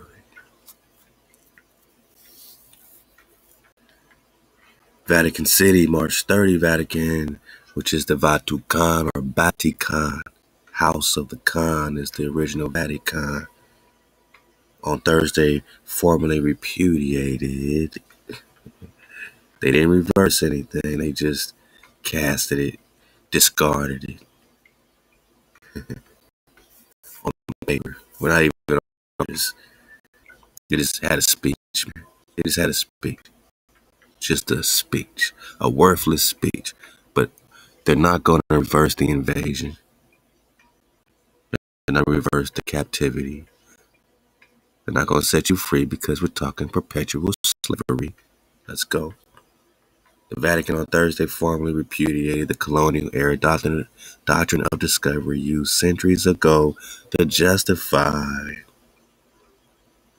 European conquest, invade, search out, capture of Africa and the Americas, old world, saying it is not part of the Catholic Church teaching. Whoa, that's it? That's repudiation 101. Hey, it's not a part of our teaching anymore. We don't have nothing to do with that, boss. Then why did you issue it? If it's not part of your teaching,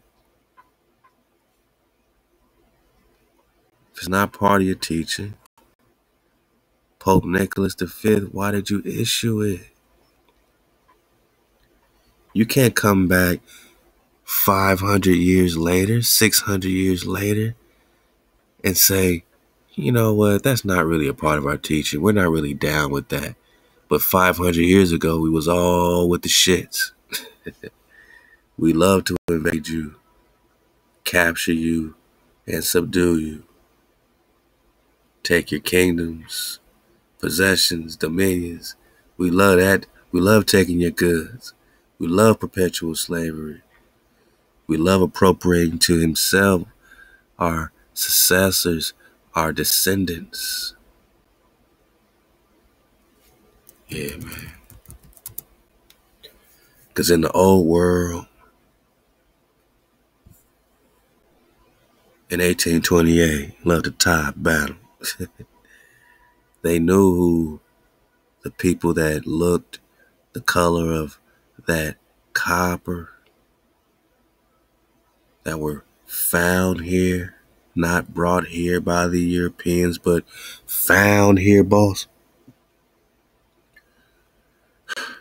They know that you're the Imaru Khan. Khan means priest in Hebrew. But now applied to the descendants, so they could take the Khan, they could take your titles as long as they're born here. Not from here, but just come over here, invade you, search you out, capture you, and then they have babies that are born here, and now they're the natives. Now it's as if they are the ones found here, because they're born here. This is hijack 101. Now they got the Khan, but in Jewish they say Cohen, Cohen. Cohen is the Khan, and American don't sound like American. It's CAN. I mean, if anything is pronounced can I have an apple? Can I have an apple? Can, not kin, like KIN, kin. American. I'm American. I'm American, not kin. Khan. Going crazy, not kin. Khan, right? So they took the Khan, which means priest. They took your priesthood. They took your priestly things. Movable, all movable and immovable goods. They took your possessions. They took your kingdoms, your domain. They took everything, man. They took the Khan and they applied it to their descendants. Born here, boss. They took the Khan and they applied it to their successors. So on one end it says to appropriate to himself and his successors the kingdoms, dukedoms, all the things that belong to the Nagas, and convert them to his or their use and profit. They can take your things, put you in perpetual slavery, and apply and appropriate to themselves and their successors, your kingdoms, your things, your stuff. They can take your Khan, even though you're the native copper-colored Naga found here, and now apply and appropriate to himself and to his successors, right? Descendants, same shit. They're doing it in a compressed way right here with this definition of American. They stole the Khan. They stole the Khan. They stole the Khan. And they're applying it to their descendants. They stole the Khan, the kingdom. They stole your dominions. They stole the Khan. And they applied it to their successors, descendants. They didn't repeal this thing. They didn't reverse this thing. They didn't revoke this thing, left to Mac. They're just saying it's not part of our teaching after 600 years, boss. The Vatican acknowledged in a statement. It's just a statement. It's not even in law, you know. Nothing's been annulled. They put away their wife, but didn't really do the paperwork to divorce this heathenist practice. No, they just made a statement. The Vatican acknowledged in a statement from its Culture and Human Development Department. It wasn't even by the Pope. It was a statement by the Department of Culture and Human Development that papal documents from 15th century were used by colonial powers to give legitimacy to their actions, which include slavery, boss. And the biggest known slave you keep hearing about are these Negroes, right? Negro chattel slavery happening at the same damn time as Columbus sails the ocean blue in 1492. Then they say they brought you over here in ships. We're going to get that Deuteronomy 28 for the dismount. Man, they brought you from here in ships.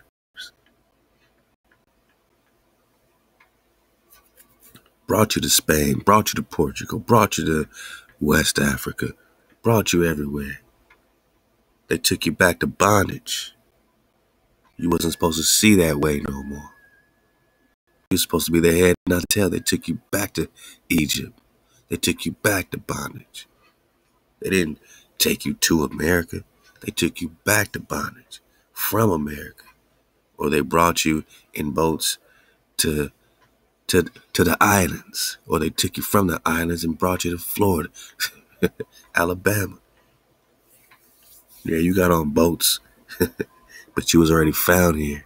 And they brought you from here because it's all started here because this is the firstborn land coming out the water.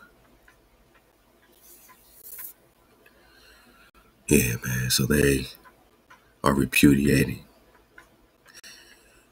Historical research clearly demonstrates that the papal documents in question, written in a specific historical period linked to political questions, have never been considered expressions of the Catholic faith, the department said.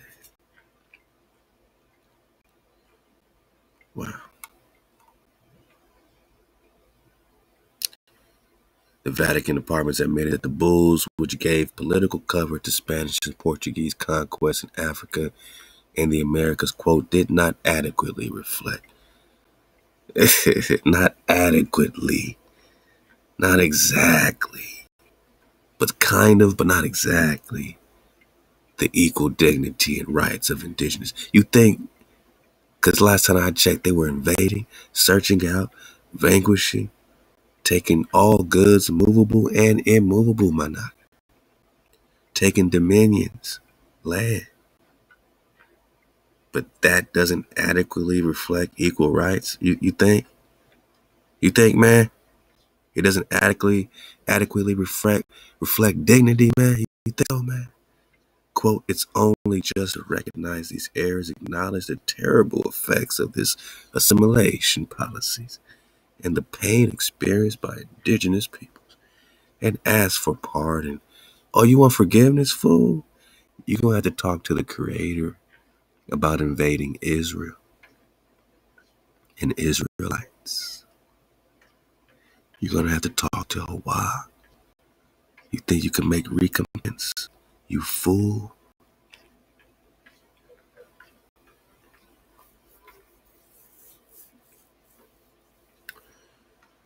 The Roman Catholic Church has long faced accusations of being complicit with colonial abuses committed by Western invaders and their descendants, successors, still in the con, claiming to be spreading the Christian faith.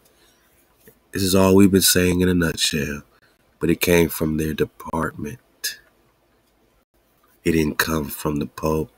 It was not a revoking, it was a repudiating. Love to Mac. Let's go. Remember one thing, my nut. Love to my balcony servers, man. We've been talking about this right off the balcony 7-8 years ago, man.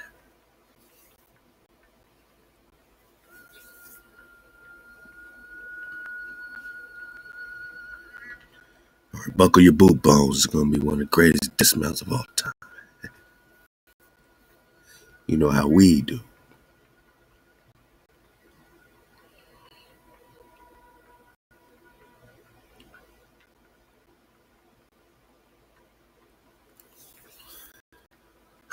believe this document, we keep having to find it again and again. They keep taking it down. Make sure all this stuff, make PDFs of all these links, man. I know my Aqua Tracy got us, and Aqua Type Battle be popping off, making sure she keeps the records for us as well. They hop to our Aquas in real time, man.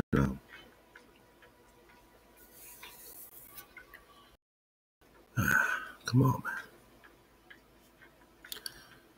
I mean, this is the St. John's University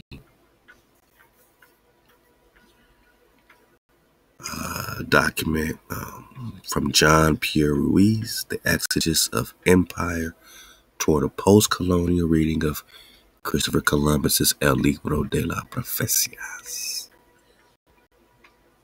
And we're talking the Pope, right? We're talking papacy. And, starts off in 1892 with Pope Leo the 13th celebrating Columbus quadricentennial in the following words. And they're celebrating the invasion, right? Because even in 1892, and this is where we catch them red-handed. Oh, this doesn't reflect the Catholic Church. Yes, it does.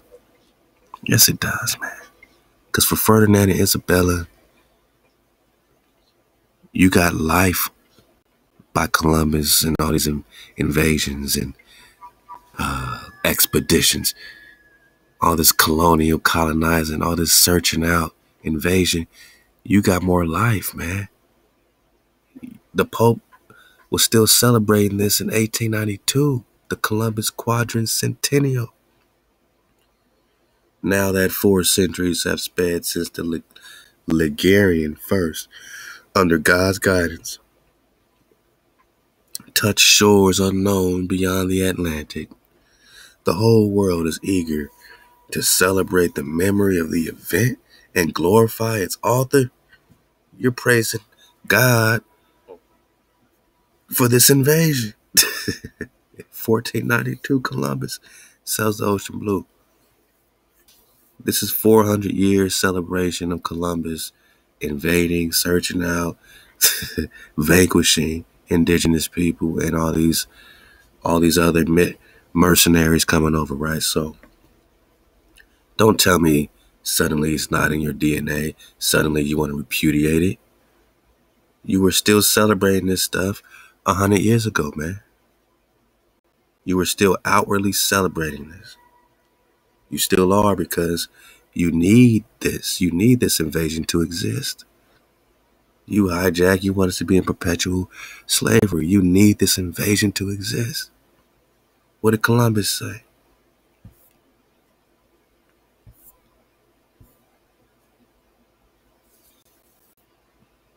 Yeah, you remember? Out the Biblioteca de Colombina in Seville, Spain. These are folios straight from Columbus's manuscript. Yeah. El Libro de las Profecías, the Book of Prophecies, compiled by Christopher Columbus himself. It says what? This is the beginning of the book or collection of auctorities or authorities, sayings, opinions, prophecies concerning the need to recover the holy city and Mount Zion, and the discovery and conversion of the islands and Indies. Don't this sound like the same doctrine of discovery? Search them out, invade, seek, capture. This is the same papal bull. He's just putting it in his El Libro de las Profecías, Book of Prophecies. So, again, this is now preserved in the Biblioteca Colombina in Seville, Spain, 1501, 1502. This is what they're celebrating 400 years later with the quadricentennial event. And this is what they still celebrate to this day. The invasion, the capturing, the thievery, the genocide, the massacre of our people, the massacre of Israel.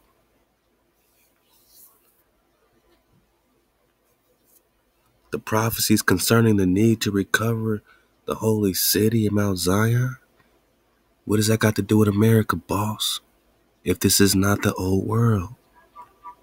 The holy city, you're talking about Jerusalem. talking about Eden. We're talking about India superior. They say he's lost looking for India, or he thought he was an Indian. No, he knew he was an India superior. Old world. That's why he's talking prophecies. That's why he's rocking with the book of Ezra so close, looking for the people. That's why he's looking for the Grand Khan. He's searching, talking about China. This is China. You just forgot. This is Cathay. Marco Polo called China Cathay. Cathay is Katai. We're talking Kara again. Kara Katai. Now we're talking the Mongol Great One history. Now we ask who was Prester John? And why did Genghis Khan steal the Khan? Because Khan is Khan. Genghis Khan stole the priesthood. This is why you gotta dig on the Great One, so-called Mongol, which means Great One. History connects directly with the biblical flow, connects directly with the indigenous American flow. Don't you know? Columbus is looking for the holy city. Columbus is looking for Zion to convert you Indians, you Nagas, in Zion. So they sent missionaries to convert us in Zion, man. And one of the things the scholars we used to ask, I believe was Thorogood, how are we going to convert Israelites to Christianity? I guess they had to give us a new test and give us a new hero, a brand new romance. Templar, take the wheel. Columbus was looking for the holy city. Yeah. Whew, let's go. Back to Mount Ararat. And just like that, as we smooth our way into the best dismount of all time, man, and we'll keep digging, man. I mean, this is just to bake our noodle, a little noodle baker, fresh, right on time for the Shabbat. We're about to close out with this Deuteronomy, but I'll leave you with these Ararat links and we'll get back into it, man. Mount Ararat, man, all right. So now we did all that to establish the camp. We're in the holy city. Columbus is looking for the holy city. The Doctrine of Discovery is all about the invasion of the Holy Land, the Promised Land. That's who the Sarah Kara belong to, and this is where Mount Ararat is.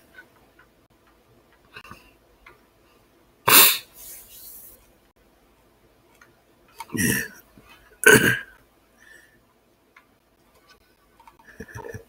So now you could just, hike certain areas.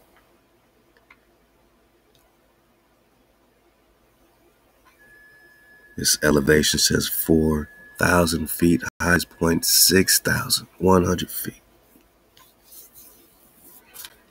All right. Again, plain true. Plain true. Got a little drop, and I'm gonna dig on a lot more, man. It's because we can at least decipher, what they be trying to say, right? But again, it connects back to this Pilot Mountains, and they're just throwing us off because they want us to know that the real Mount Ararat in North Carolina fits the biblical description of the resting place of Noah's Ark, boss. They want us to think it's way out in Turkey.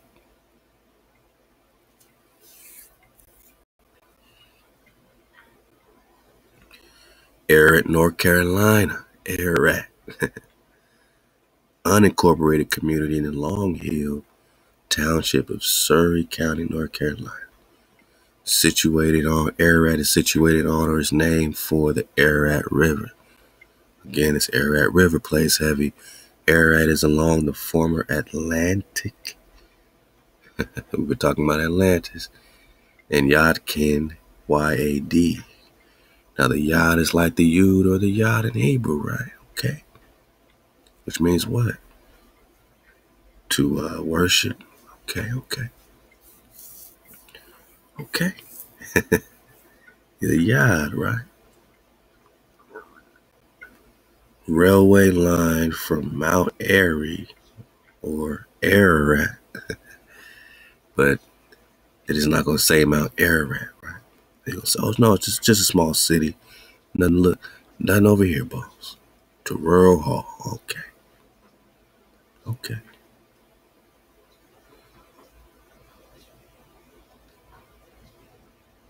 1% African American, 93% white. Ain't that something? Ain't that a son of a bitch?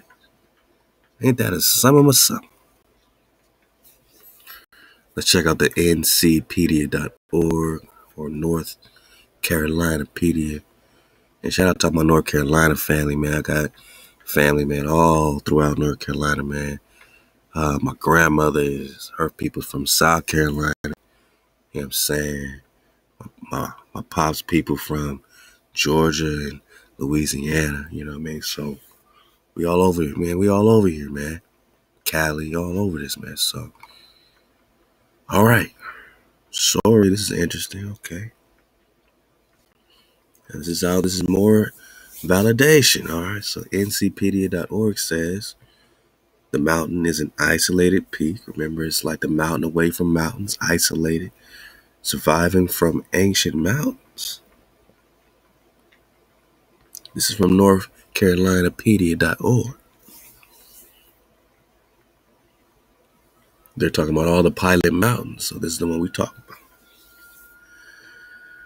They have eroded away. So this, it just survived the erosion. That's why it looks like a giant tree stump, right? The peak, classified as a Monadnock, stands 1,500 feet. And again, wouldn't that be the perfect landing place for Noah's ship? Ka.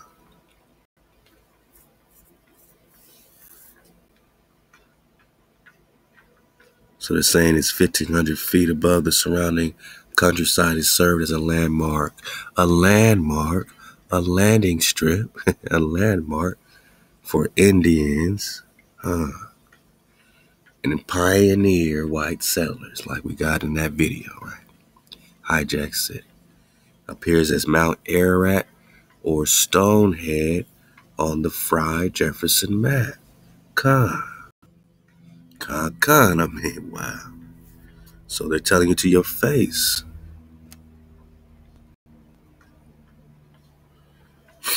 that this pilot mountain, right, appears as Mount Ararat or Stonehead. Now, who's this Stonehead? Is it a ancient stone carving? Is it a giant? Man, I don't know. Mud fossil, take the wheel, man. But we're not making this up. This ain't no new psyop. On these maps, it was called Mount Ararat. But now they changed it to Pilot Mountain like these other pilot mountains as a throw-off. But what's a pilot? All right.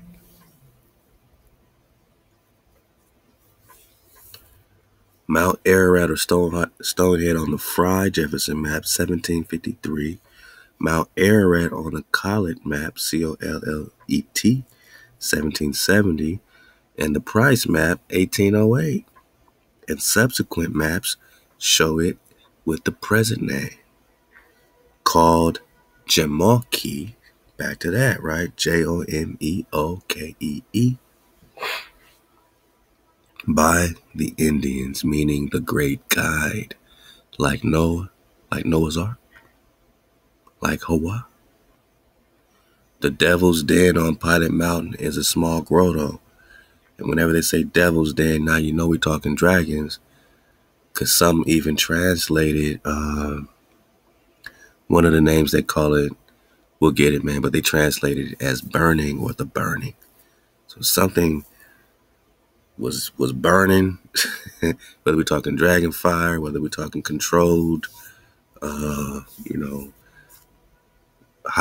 nuking and burning up the place. I don't know. But the Devil's Den is typically code word for Dragon's Den, if you know what I mean. On our investigation, we have a book called the devil tree of El Dorado, which is another mountain tree stump called the devil tree.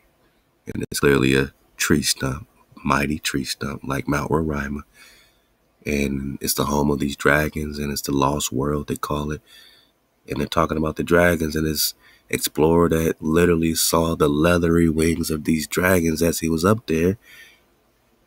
But it's called the devil tree, right? So when they call things like Leviathans even referred to as Satan, they said in the etymology of Leviathan on etymon lines. So they like to refer to our dragons as devils, demons, right?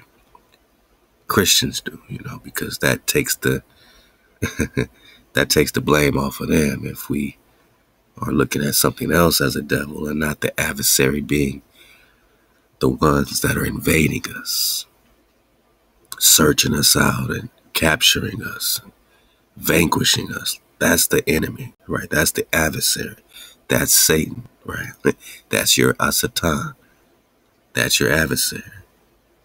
These dragons was helping us, not fighting against us. It was fighting against the hijack.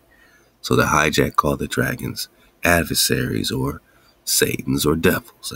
You see, it's wordplay, but there is a dragon's den on this Mount Ararat, right, from which a steady breeze blows all the time. And that's, it says, see also the brushy mountains, man.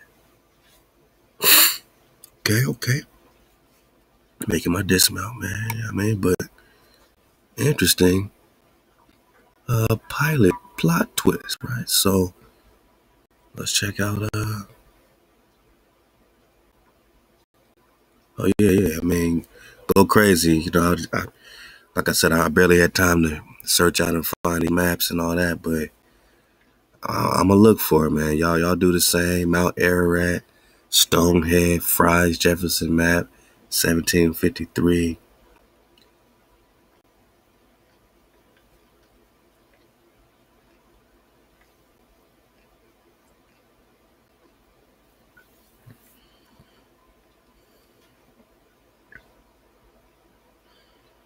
All right, and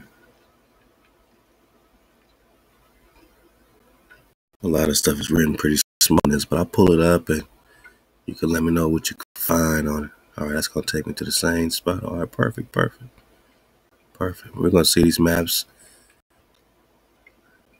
on our destination. So yeah, we can look and get more details on. Hey, okay. I already got it up. My night. It's all good. Like I said, everything's pretty small. It's hard to see, but apparently, the Mount Ararat is literally titled Mount Ararat on this map. Sorry that it's hard to see, but you see that it's a real thing. The Fry Jefferson map was surveyed in 1749 by Joshua Fry, and this is off the North Carolina room.wordpress.org. So separate substantiating reconners, man. Talking this Mount Ararat flow, right? Because the early European settlers call it Mount Ararat after the biblical flood story. So, yeah.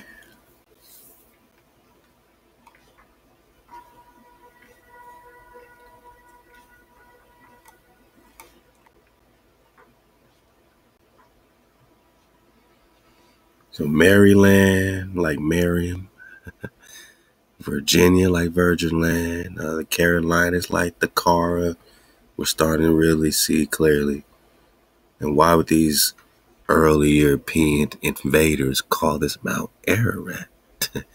And then change the name to Pilot Mountain. You feel me? If it was just some play, you wouldn't have to change the name. But here you see Ararat River. Okay, cool. So they blew it up for us so that we can see, because the other one was so small. Okay. So that's Upper Sardtown. Yeah, the Yadkin or Deep River. And the Ararat River. Con. right in your face bone. We're talking America, right?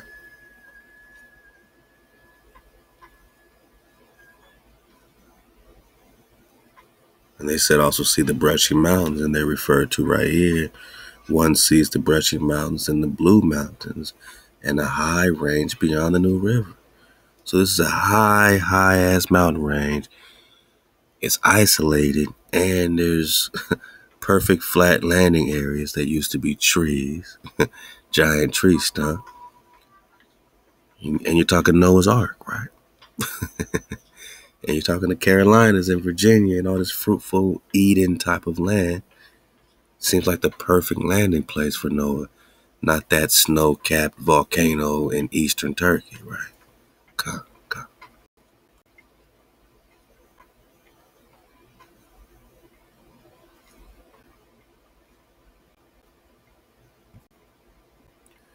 Pilot Mountain. The public are informed that the ascension to the top of the pinnacle has been made safe and easy by iron handrails and steps where it was necessary, and a good carriage road much farther up the mountain than formerly.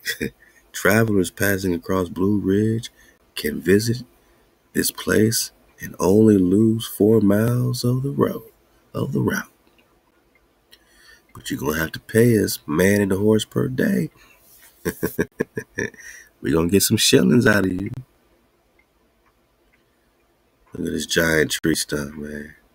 Oh, everything else eroded millions of years, and now it formed a perfect, look like a pyramid, right? Yeah. The first known depiction of Pilot Mountain to appear in a newspaper engraving from the Weekly Chronicle and Farmer's Register in Salem or Jerusalem, North Carolina. Pilot Mountain in the Civil War.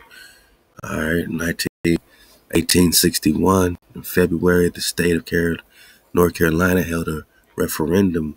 Voters would decide 2 issues. First, should North Carolina call a convention to decide whether to secede from the United States of America, and if so, who should represent each voting district at such a convention.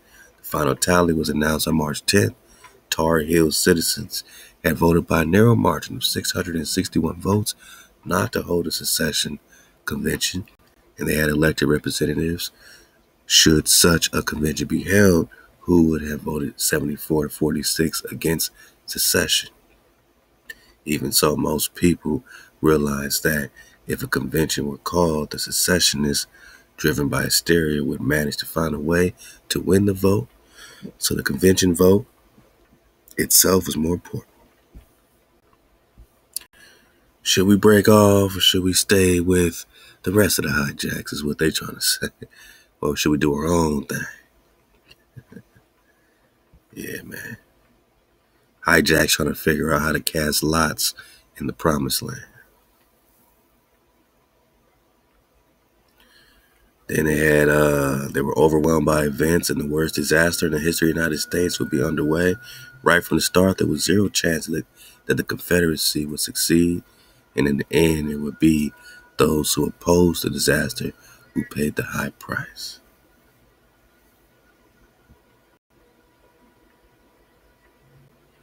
I'm belly flopping, but take your time and really dig on this, because you see, this is all connected to Naga wars. All our Indian wars were happening all during this time that they're invading. And they're trying to figure out how to divide our land.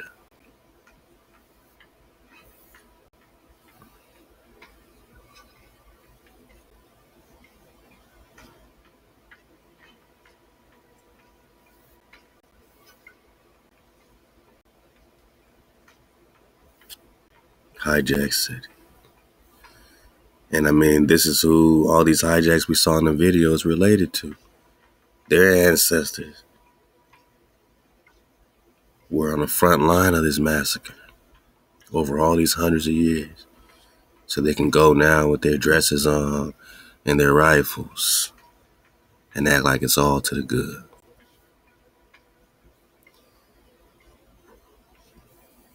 Yeah, you're talking demon for real. You're talking adversary for real.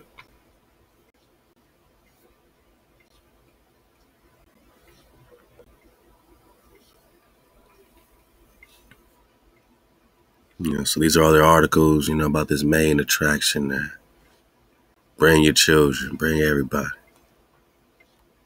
to Pilot Mountain.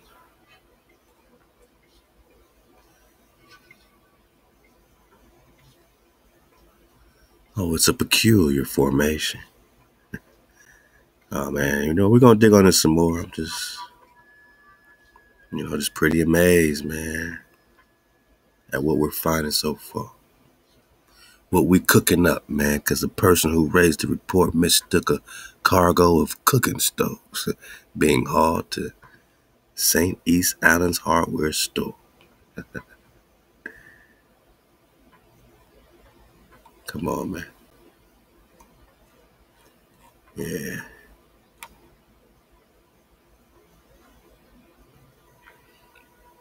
Just digging on it with y'all, man. Belly flopping. Y'all got the link. Take your time with this. I'm intrigued like you, man, when I see a mighty tree stump. Is this where Noah pulled up at? Now they got their buggies. Horse and buggy.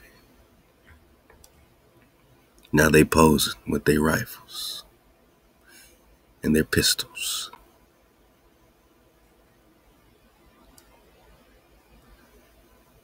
That peaceful group in the buggy came around. Yeah, okay. Okay. This peaceful group with their rifles, right?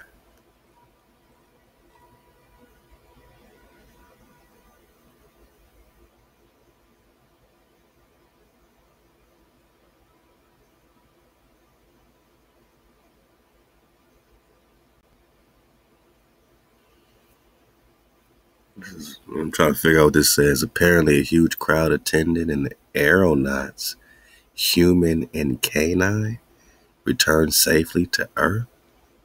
The hell? Talking about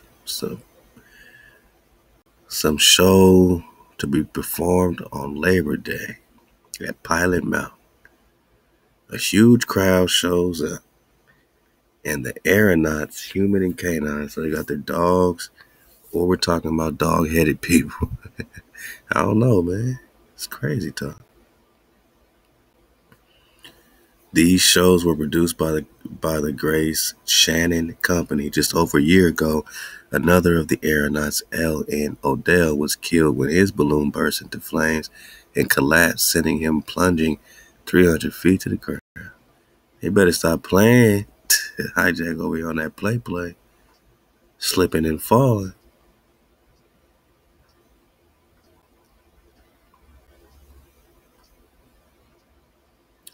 Oh, that's why they call it Pilot Mountain. Oh, man, this is crazy talk.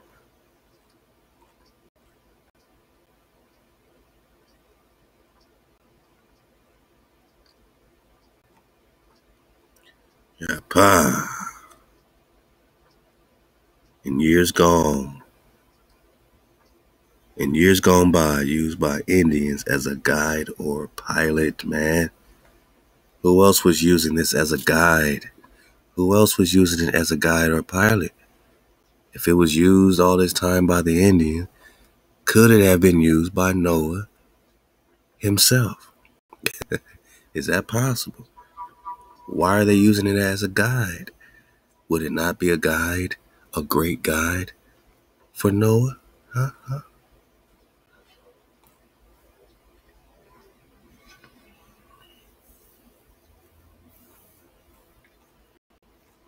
Yeah, now they popping off, man. Okay.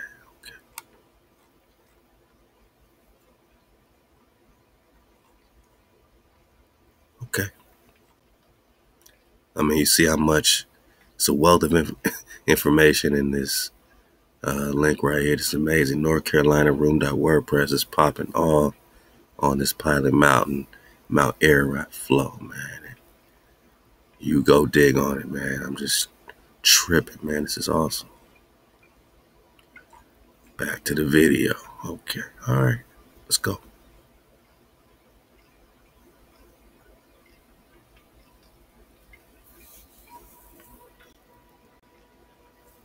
Great book here out of the North Carolina Gazetteer, second edition, a dictionary of Tar Heel places by William S. Powell.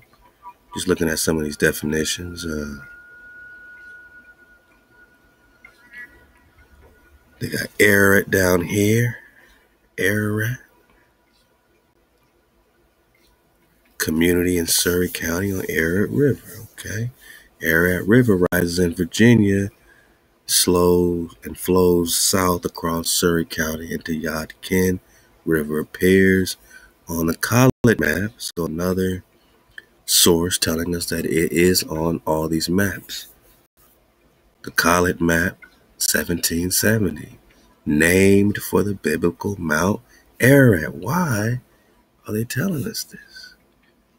It couldn't have been a coincidence that it's called Ararat. Nah, it's named for the biblical Mount Ararat.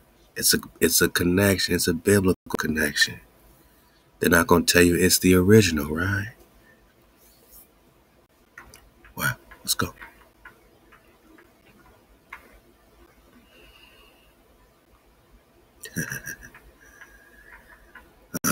They also said it's spelled sometimes with a T, like a T-A-R, Tara, Tar. You see me, Con, I'm just searching.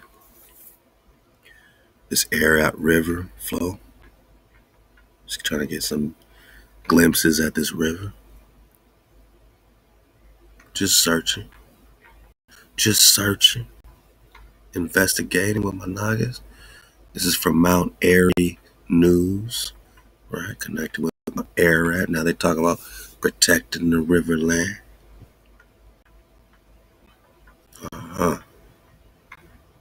The Ararat River is seen from the Greenway below East Pine Street. Saturday, the city voted on an easement for the parcel of land north of this area where the Greenway will be extended. The federal government has a long history of setting aside land to protect it from development or established parks, and now Mount Airy, Ararat officials have taken similar action on property along the Ararat River, man. So now they're talking about protecting, right? After they invade. After you invade, you want to protect. Ain't that something? Now, we've been talking a lot about this Jamal Key, right? They turn it into a campground.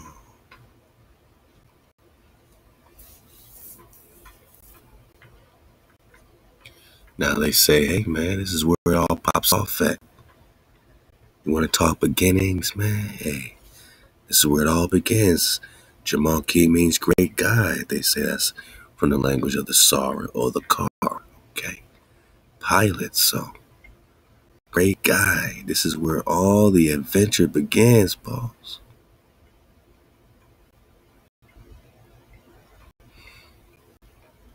Genesis chapter 8. This is where all the adventure began.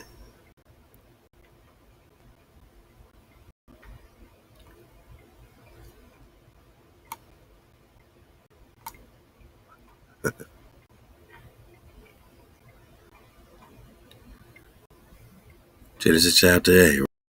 Whatever version you're getting, it's good to compare. Basically, you're going to have that this ark can rest on the mountains of Ararat.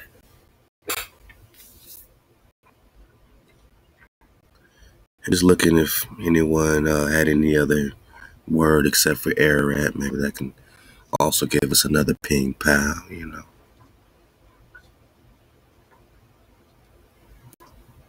Ran into this Cardew situation, which is another breadcrumbs, another trail to follow with the Cardew, but something tells me that they're just trying to tie it more into the turkey flow, But we searching. Let's go.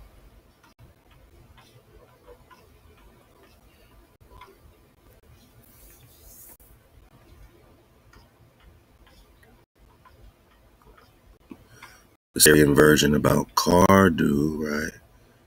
And Cordoon. these locations became convoluted, the Targumim for Genesis 8 shall interpret Ararat as Cardron and Cardu. So now you could probably cross-reference this Cardu and see, if there's any Cardu flow in North Carolina, this Cardron flow, you seen anything else connecting this Cardia situation?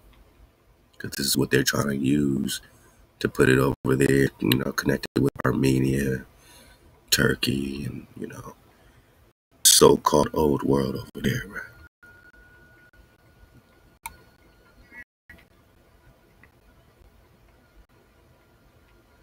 I'm just digging on Noah's flood. Search for, or Noah's Ark. Searches for Noah's Ark. So, what kind of ways they've been searching, man? I'll leave the link. You search it out. You let me know, man. The Torah does not describe any particular holiness about the ark, and so little attention is given to its fate after Noah's departure. So they just forgot about it, huh? At the end of Genesis flood narrative, when the flooding subsides, the ark is said to come to rest on the mountains of Ararat. Ooh. So that's one mountain, right? It's a mountain range. It's plural. It's the mountains. Keep that in mind, because there's Ararat all the way into Virginia, too. So it could be in Virginia, right? Could be. We got Ararat Paradise in Paradise, California, man. So come on, could be in Cali. I don't know. The Book of Jubilees specifies a particular mountain, naming it Lubar. So I didn't even know about that name. Lubar. That's another hard hit to look up. All right. Fascinating recon.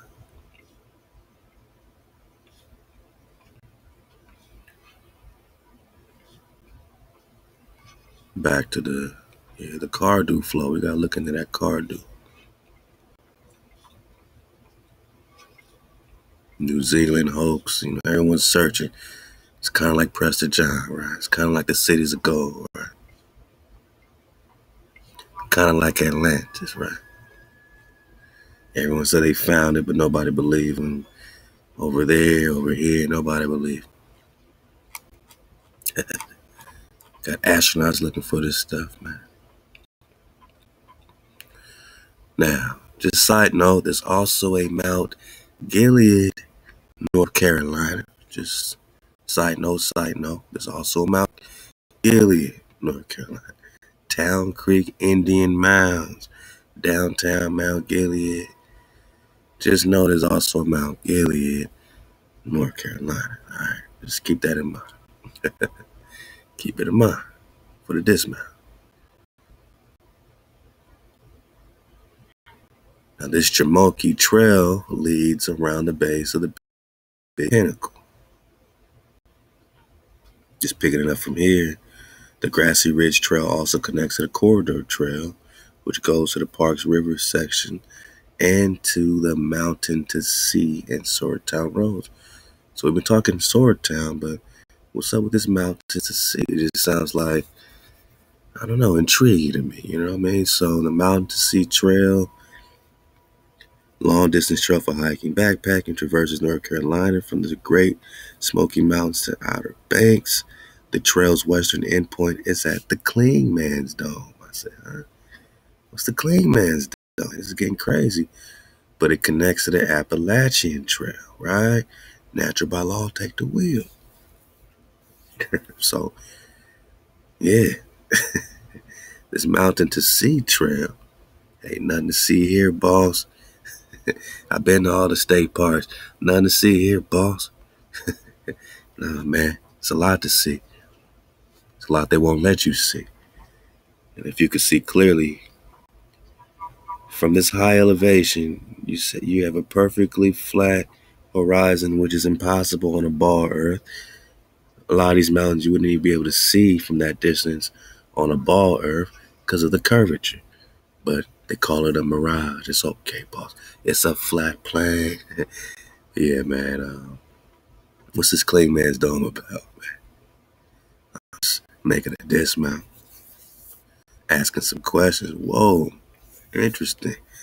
Clean Man's Dome is a mountain in the Great Smoky Mountains of Tennessee, Tunisia, and North Carolina in the Southwest United States. Its name in Cherokee is Kauai, whoa, or Kuohi, meaning mulberry place. Wait a minute.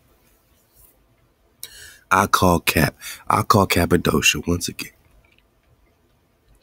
You think this Cherokee name just means mulberry, man? I think we gotta look a little deeper into this name, Kauai, right? I think so. Kauai. You know, Eve, like Adam and Eve. They say Noah is like the second Adam, right? Because he repopulated the earth according to the biblical stories. So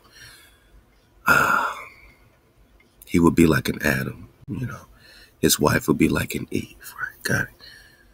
She is also called after life or existence, since she's the first mother. Eve is also known as Kauai in the book of Enoch with the Chuah, Kauai, or HaWah. Sometimes you take the C off, the K off, right? Kauai or HaWah, existence. She's the mother of existence. Got it. She's named after existence. Got it. Very simple. Hit the easy button. It's that simple. So its name in Cherokee is Kauai, like Kauai, almost like Eve, man. But let's go. I'm just putting this together in real time with you, man. We're talking about this Clean Man's Dome. It said the highest mountain in the Great Smoky. Come on, man. We got these highest mountain points, right? You think Noah pulled up on one of these high mountain points? This flat level type points, right? Where he can land on a flat level plane, right? That they're calling mesas or whatever names they're using, right? Now they're saying his name means mulberry, man. I mean, let's look more into this, man. Kauai, right?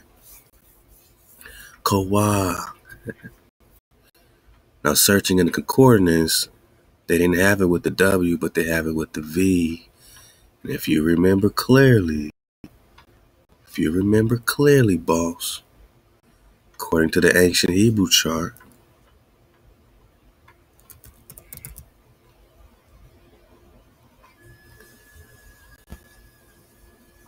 man. Ooh, they took it down. Wow, y'all see this?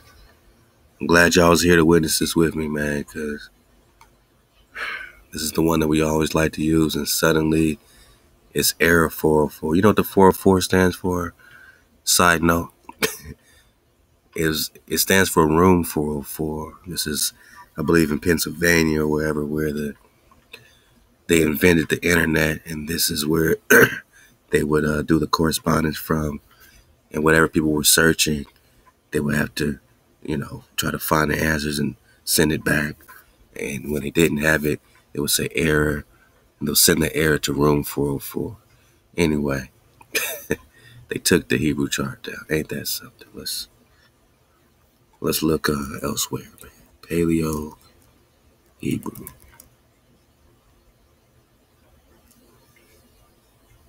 Is it the same one? Yeah, same. Oh, there we go. Woo. I'm glad we are resourceful, man. Let's go. So the Kauai, the Wa again means security. The Ha or the Hey means reveal, breath, look, like Lookout Mountain, right? Look, reveal. You want that look? You want that revelation? You want that because the sound is an AH. Wow, every breath is wow. Inhale, that's your feminine, your mother, not the man with the arms raised. That's your mother. That's feminine, that's mama. Wow, that's masculine, that's the security, that's your father giving you that additional security, right? That hook, you hooked in, you Your anchor, that's your anchor, that's your foundation. So we say it's the breath and the security, or breath and the foundation, or the foundational revelation. That's your HaWah. That's every breath. Inhale feminine, exhale masculine, right? So then you get your Zion, your Zion. We talking Zion. They're talking Wah. But they changed the Wah to the Vav, right? With the V. They went from the WAW to the VAV. So when you look at HaWah, sometimes they got the Hava, the Hava, or Hiva, or Kiva, right? Or they'll do like Hey Ya, they'll put the Ya in there in place of the Wa as well, right? So they did the same thing with this word Kauai. They took the Y out and put a V or a Va.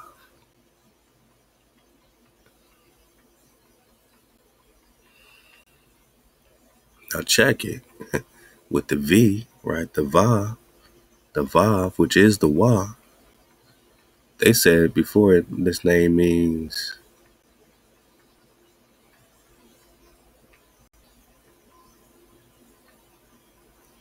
Mulberry Place. Okay, that's all they gave us, Mulberry Place.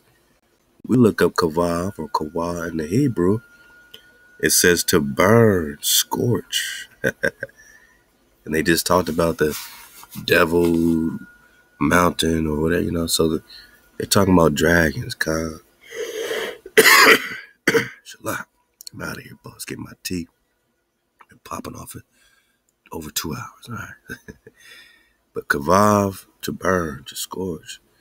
Now, there was also a fire that popped off, like 500 acres burned down around this area. So, but, its name comes from the Hebrew to burn. So we could easily be talking dragons as well. Brown Driver Briggs, burning, right? Burning, Kavav, burning. But that's not the only definition. From csmedia1.com,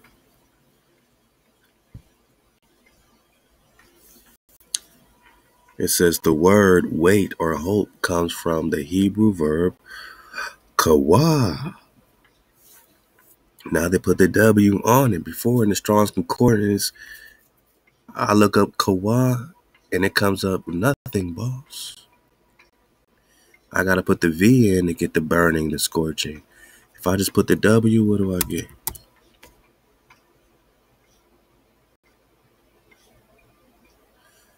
Nothing, boss. I get no results, right? I get no results. I get no results found. But with the V in, I get this burning, scorching. Yet there's a Hebrew verb kawah that exists that's not in the Strong's Concordance, meaning to tarry, wait, or hope. And what were they hoping for when they were in that ark, waiting for dry land in the flood, right? What were they tarrying for, sending the dove, to find some dry land, right? What were they hoping for? What were they waiting for? So the indigenous, you're calling this kawah. The indigenous are calling this kawah. Because they are waiting, they are hoping. And what has it got to do with the burning? The burning ones, the seraphim, the dragons. That's a lot more than Mulberry Place, I would say. Whether we're talking burning, scorching, or whether we're talking waiting on HaWah, hoping in HaWah, hoping for that dry land after the flood, because we're talking Noah's Ark. We're talking Ararat, right?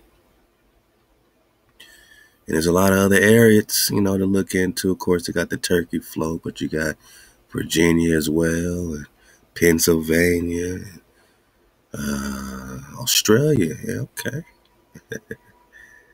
Hey, we got some more areas to look into, so just keep that in mind, man. Just looking at arid meanings, they just always want to take us to Turkey, man. So, but this area meaning sacred land or highland. So Mount Ararat just refers to a highland or sacred land, which is what we're talking about with the Pilot Mountain, right? High elevation, isolated, a mountain away from other mountains, flat, flat area, tree stump, like sacred, right? So it has to be connected to the sacred land or the promised land, or we're just talking about America. We're just talking about America. The Euphrates in America, right? Because they want to also connect it to the mountainous plateau in Western Asia. But where's Asia, boss? From which river, from which flow in different directions? The Euphrates. We just talking Mississippi? Then we got to be talking Carolinas.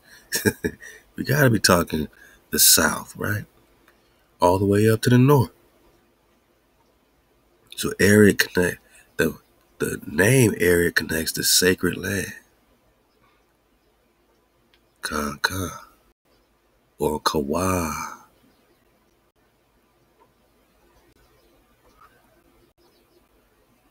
Mulberry Place, or the place that you're hoping and waiting and tarrying for one, the Creator, to save you out of this flood. Because only this one family emerged according to the script, right? So, God.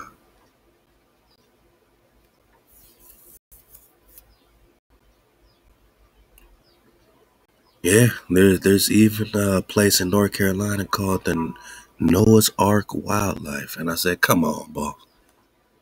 So we're not the only ones looking at connecting North Carolina to Noah's Ark, not just Mount Ararat that happen to be named Ararat, which means sacred, high place.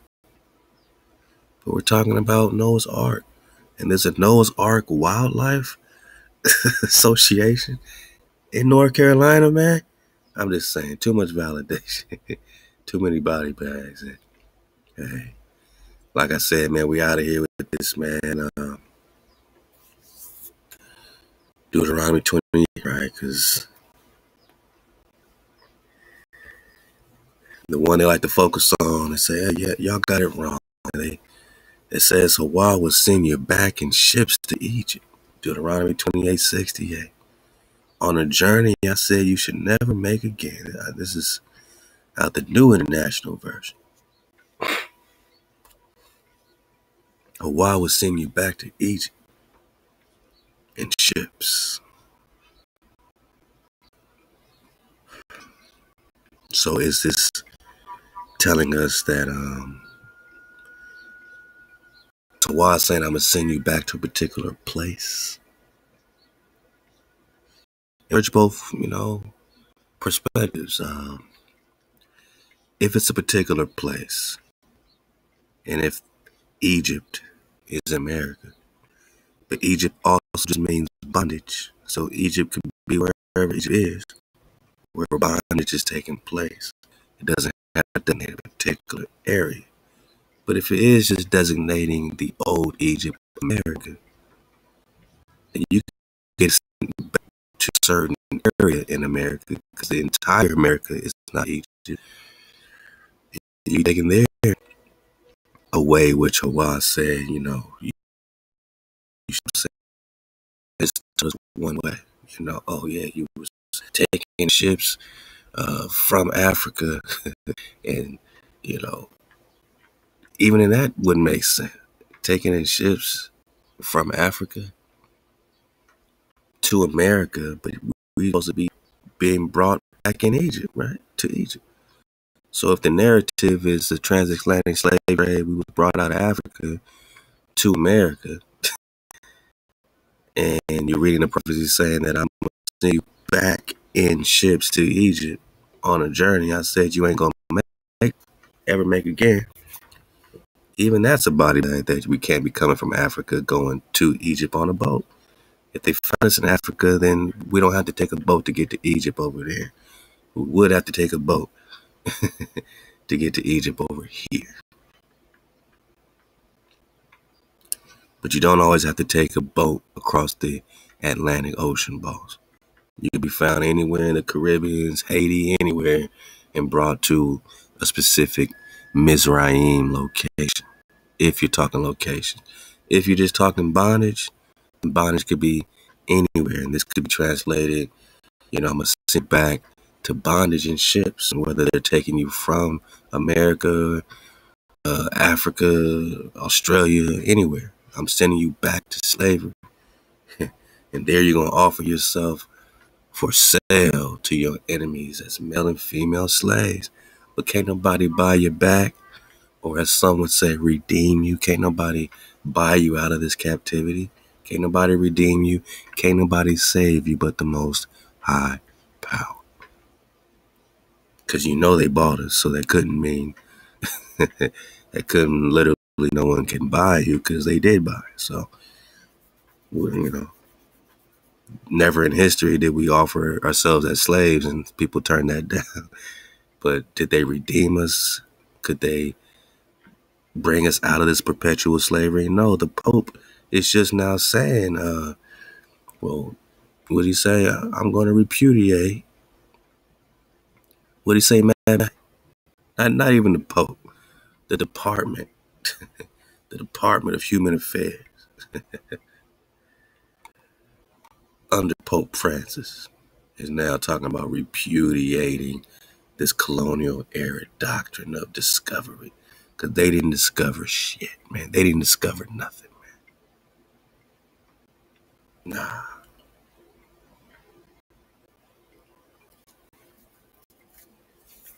We were supposed to be the head, not the tail. They didn't buy it out of this perpetual servitude. They just repudiated it. They're not even reversing it to this day. So, getting back into bondage is what the translation is translating. We were taken into bondage again, and we weren't supposed to, go that route again. We're not supposed to go that way again. We're not supposed to be the tail again. We're supposed to be the head. But dismount.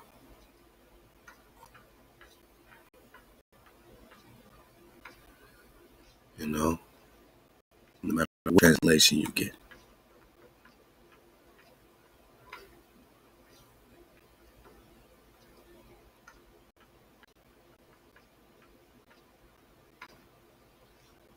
You're supposed to be the head, not the tail. That's your order. That's your design. To go back to bondage is a way that you are not supposed to be going. You're never supposed to see that again. You are making it possible by not witnessing HaWah, not witnessing our code. The code of the cons is the code of conduct. The code of the cons is the code of conduct.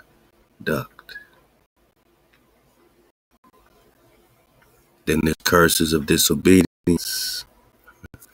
Where now you say, hey man, in the morning, verse 67, if only we were evening. In the evening, if only it were morning.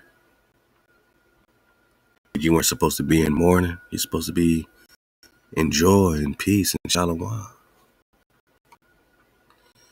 We decided to serve other gods. Here we go again. So HaWah brought a nation that is in the midst of thee shall mount up higher and higher. Verse 43, right? Verse 49, HaWah will bring a nation against you from far, from the ends of the earth. Don't that sound familiar? And now they've invaded, vanquished, captured, subdued, and put us in perpetual servitude. Because they have swooped down like a vulture. A nation whose tongue you don't understand. With fear countenance, that shall not regard the person of old, nor show favor to the young. And he shall eat the fruit of your cattle, the fruit of your ground, right? movable, your immovable goods, until thou be destroyed, vanquished, subdued, perpetual slavery.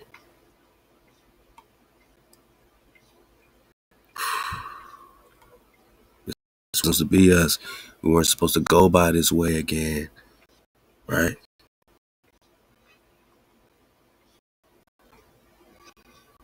And HaWah shall bring you back into bondage in ships. We didn't all come here on ships. We were brought back into bondage in ships.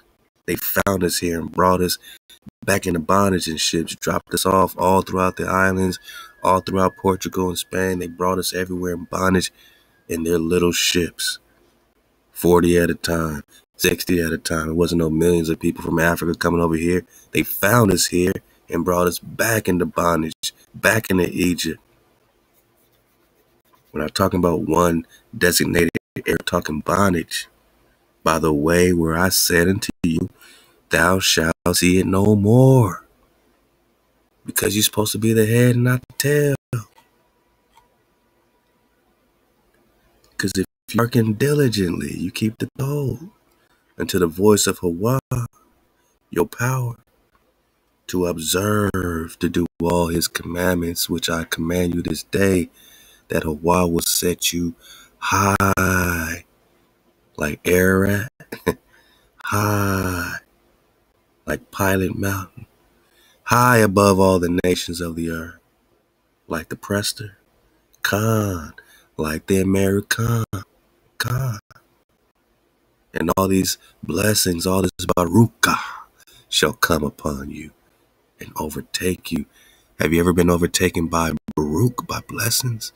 Have you ever been overtaken? When's the last time you remember being overtaken by Baruch? You woke up and said, man, I have so much Baruch today. All day, I just got blessed all day. That's supposed to be your day every day, my noggin. If you shall hearken, shall listen to the voice of HaWah.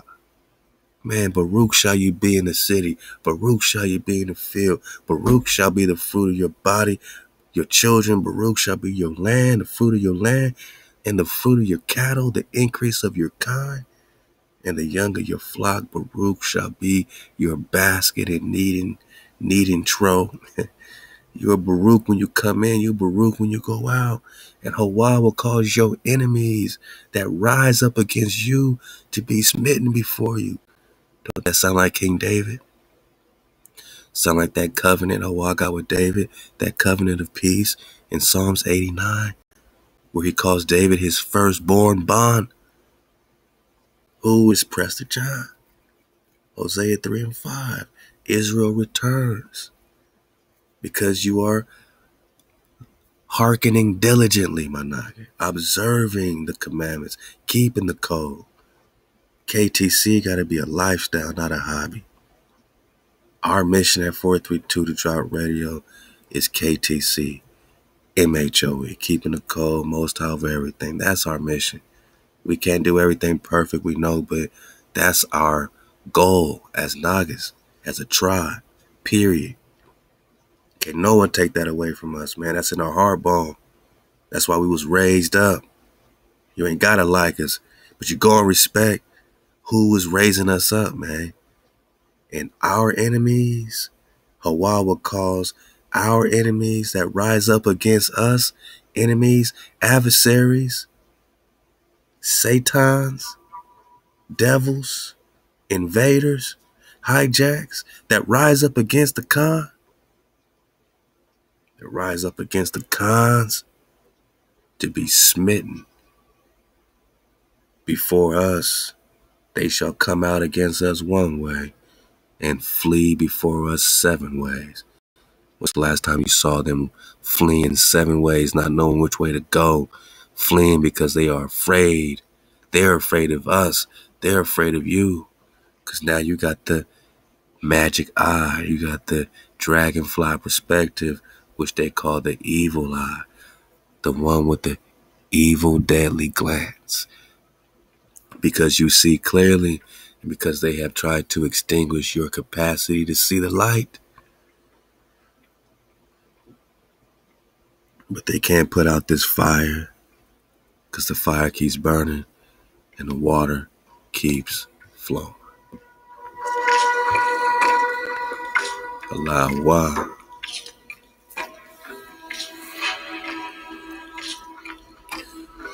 Halal HaWah. This has been the 119th installment of the Prester John investigation. And I wanted to do it in a way that, you didn't even know we were searching for the Prester, but you knew. We over here in the Holy Land, the Promised Land, talking about Ararat and Pilot Mountain, talking about Noah. And who is Noah but a priest and king, priest, king, progenitor of these new tribes, right? In the so-called New World after the flood. Priest king is Noah. Shem is a priest king as well, right? So is Abraham. So is Isaac. And so is HaWah, Jacob. And so are you. You are the collective Hamashiach. You see clearly together. We do this together. We rise together. We fly together. Dragons on the wall. Halal HaWah. 119 Prester Johns. Look out for 120. Coming in hot, my nines. Yeah. Deuteronomy 28. It says the Lord. They pronounce it Yahweh. Then they say it's from Strong's 3068, which is from HaWah. Say it with me. Body bag. Because we just said what? They replaced the W's with V's. Right. And instead of saying HaWah with a W, they say Vav, V-A-V, and turn the Wah into a Vav. They turn the W into a V. They turn our security, right? They tweak the frequency of our security right in our face bone. And we need our security because we ain't about that vain security. We don't want no vain breath. We don't want no vain security. No vanity on HaWah's name. We're observing the commandments. Keeping the code. So why would you change? Why would the hijack change your W to a V? Maybe so you can say Havav when you talk about the Lord instead of HaWah. They say Yahweh. They don't say Wah, right? This Yiddish is out of control.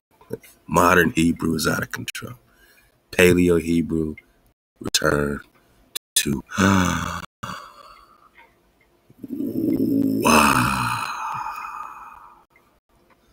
The water for surfing the wave with the cons. We're going to keep the water flowing, keep the fire burning.